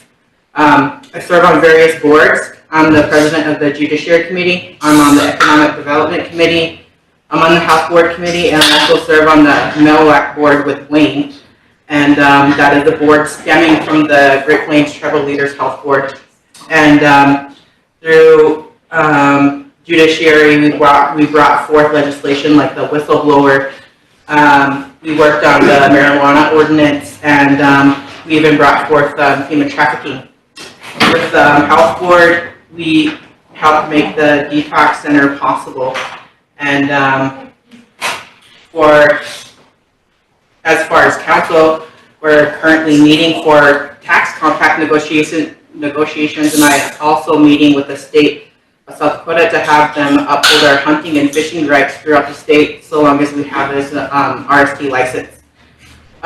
Within my own community, we are in the process of upgrading our community bylaws and including the community in those decisions by giving them their power back. For a long time, my community was being abused and treated terribly and made to believe that the officers had the ultimate say-so. And so that was one of the best things throughout my term that I saw, was giving the community their power back. So it's been real great to go to the community meetings and see them have their voices and be confident in speaking up and knowing that they're going to be heard, and having a chance to take part in everything. And one of the best things that I've seen is we also no longer tolerate embezzling of community funds. We had a lot of issues when I first started, and I'm happy to say that my community is one of the first to set precedents in terms of not tolerating abuse of funds. And I'm really proud of my officers for stepping up and helping me in all my endeavors to help make our community a better place. So I'd like to thank Yvette, Paula, Ron, and Raquel for all their help. In terms of economic development, we are working on the 100 homes. I understand that everybody's bringing up homelessness, but we have devised a plan to create homes in a manner that will allow for a chance to use the revenue, to turn around and keep creating homes for our members. And down the line, we would like to see more tiny homes and even the possibility of 3D houses that can be printed to help combat our homelessness issue. On the MELWAC board for Great Plains Tribal Leaders Health Board, we were a part of the process in breaking away from IHS up there, and And there's now a successful healthcare option available in Rapid City for our off-res members to get healthcare that they deserve at Oyate Health Center. We are thriving there, and Oyate Health is well on track in terms of expanding, hiring staff, and collecting third-party revenue to reach financial goals. And one of the last things that I would like to talk about that we are currently working on is updating our law and order code. We understand that meth is a huge issue, and so we recently reaffirmed the declaration of the meth pandemic, and so we are going to sit down, hopefully this week, and start working on those changes. And the biggest issue that we have there is we need an attorney general. We were really sad to lose Lloyd because we have been working so hard to create change, and without an AG, it's almost impossible to create that new law to bring forward to make the res a better place. But that's just some of the stuff that I've been working on, and I really would like to ask for support in the upcoming election, and I would like to thank everybody for their time. Thank you. Hi. Okay, I want you guys to close up. I just want to, the coordinator of OPER, one of the coordinators, want to, first of all, foremost, thank you guys for being here, for sharing your vision with us tonight. I want to thank the RST Media, Calvin in there, I took you out, so Calvin, thank you to you for the General Operations Department. My colleagues, that's really good too. We've got a small but dedicated group, and they're really invested and ambitious ourselves, making sure that we all vote in all elections, not just tribal elections, everything around us, state, national, cooperatives. When you served on the Cherry Top board, it was uphill struggle to get, tribal members on the board. Ron, There were some. I just wanted to say, I think somebody said they didn't know what it meant, offered. It's Oyate for fairness and equal representation. Yeah, the OPER group, we formed in 2012, for vision to get people elected to the Cherry Top board. We also, what I mentioned before, what we do is community engagement, part of what we do is we do these forums. We do different forums for different seats. We've done school boards, we've done co-op, and we'll continue to do this. August 8th, 4 weeks from now, will be the general election forum for the Candidate Forum on August 8th. It'll be Tuesday, or Tuesday from now. There were questions that came in. I see that there was a lot of work done on the YouTube and the like, but we couldn't answer them all, because even after the break, we already determined that we wouldn't be able to answer all those questions. But we thank all the people that, called it, that was on YouTube, and I got some on myself too. We just couldn't answer them all. There's just not enough time. OPER, we're a nonpartisan group. These aren't our questions. We're criticized saying they're our questions. They're not our questions, they're the people's questions. We're just asking on behalf of, again, we don't have an agenda. Our agenda is only to make sure that everybody, shows up to vote. Every vote does count. Tribal elections are lost by 1 or 2 votes. Every vote is indeed important. You guys know that, so you were here tonight. So again, I thank you, and I thank my colleagues. And with that, I'll turn it over to you guys to close.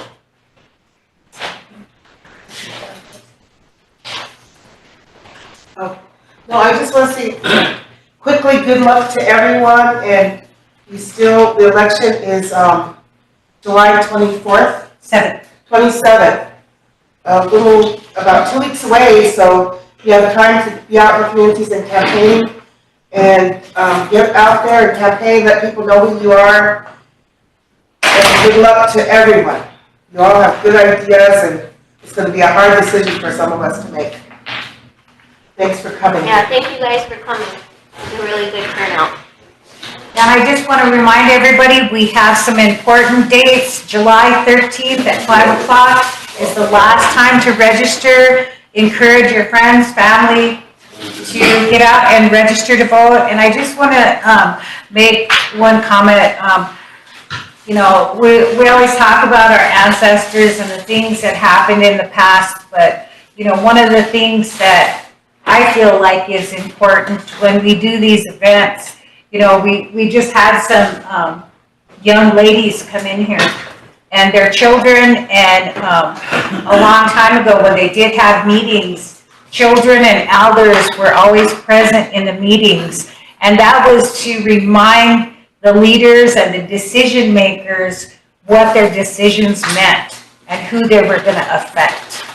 So I was real happy to see them here, and I sat with one of them. I was hoping she would stay here and sit, but she wanted to take off there. But I just wanted to say thank them for coming in, because when they come in, they bring energy, and they bring positive energy, and they bring the reminder, you know, we are making decisions for the next future generations, and that vote is your contribution to that decision. So remember to vote, remember to register to vote by July 13th. The primary election, as Rose said, is July 27th. The general election will be August 24th. And prior to that, the general election forum will be on August 8th. So I'd like to remind the candidates to try to open up their schedules, because the people want to know you. The people want to meet you. They want to know your ideas. You know, everyone had very good ideas, and I thank everybody for the positive comments. And to get this going, you know, I'll always say this, you know, I'm really proud of what Ronnie has done over the years. You know, he kind of inspired all of us, you know, the ones that our core group, to come together and try to motivate and empower our people to vote. Use your voice to vote. Be vocal. You know, if there's issues that are out there that we need our leaders to address, tell them. You know, make that known. You know, we need to keep that going, and, you know, the only way we're going to be stronger is if we do this together. And I'm proud of all the candidates that have come in and been here for 2 days, so it's really good to hear your voices. Paula, you know, the annual Cherry Todd meeting is coming up. Maybe you can mention a little bit about what an empowerment gathering is, what she missed. But you know, so we have one more seat. We got 5 since 2012. Wait a second, that board too. We got 5 out of the 8 seats. And all since 1947 up to 2012, there was never a tribal member on the board. But you know, so that's that. So there's one more in September in White River, and we're hoping to get some funding somehow. We'll try to wrangle it somehow, but we have to. Our vision was to have every single one of those seats be a tribal member. We're 88% of the membership. We should be that whole board. But Paula, what is it? We want to have another empowerment gathering. I just love that. What are those? Yeah, our empowerment gatherings, we have them prior to the Cherry Todd cooperative election. And what we do is we offer, if there are any amendments or any changes that are going to be made to the bylaws of Cherry Todd or to their procedures, they bring them up at the meetings, and we try to get that information out to the cooperative members and the cooperative families, so they know what's happening at the meetings, so they can come to the meetings. Sometimes we offer rides when we do have enough funding. We try to get the people there. We try to encourage people to get there, to have someone be their proxy vote. If they cannot be there, we try to offer you know, solutions to the problems in getting people to them meetings, and to hear and to make changes, and let Cherry Todd Cooperative know that we are their membership. We pay their bills. You know, we pay the cooperative to be alive, you know, and we want them to know that that that's our cooperative, you know, and that we want change and we want our tribal membership to be running that board. You know, and that's what we came together on. We offered, you know, every year we offer people who are running the opportunity to express their views to the cooperative members prior. It's kind of like caucusing maybe, but we don't call it caucusing. We call it voter empowerment because they need to know, you know, the facts and the information and the amendments and what each candidate stands for. So that's kind of what we do with our, you know, voter empowerment and gathering, and we try to do it in a traditional way where we bring people together with food and the opportunity to visit your neighbors, the opportunity to visit the elders in the community, and we try to engage everybody in the meeting so they can share, you know, share thoughts, share energy, share votes, share, you know, everything that we can to, you know, the empowerment part is to know that, you know, if we have somebody that lives in St. Francis, they share the same ideas and struggles that someone in Oak Creek may have. You know, all across our cooperative membership, we all face the same struggles, so, and across our reservation. So. Okay, with that, I guess, that's it. That's all, folks. Thank you. Thank you so much. Register to vote, you vote. Got a question over I there. asked for a hand, please. Hear me.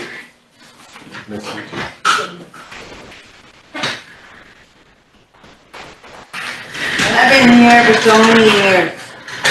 My sister's been here for so many years. She has done propane for so many years. I asked you, depend what tribe you live. Pardon? Does it matter what tribe you live?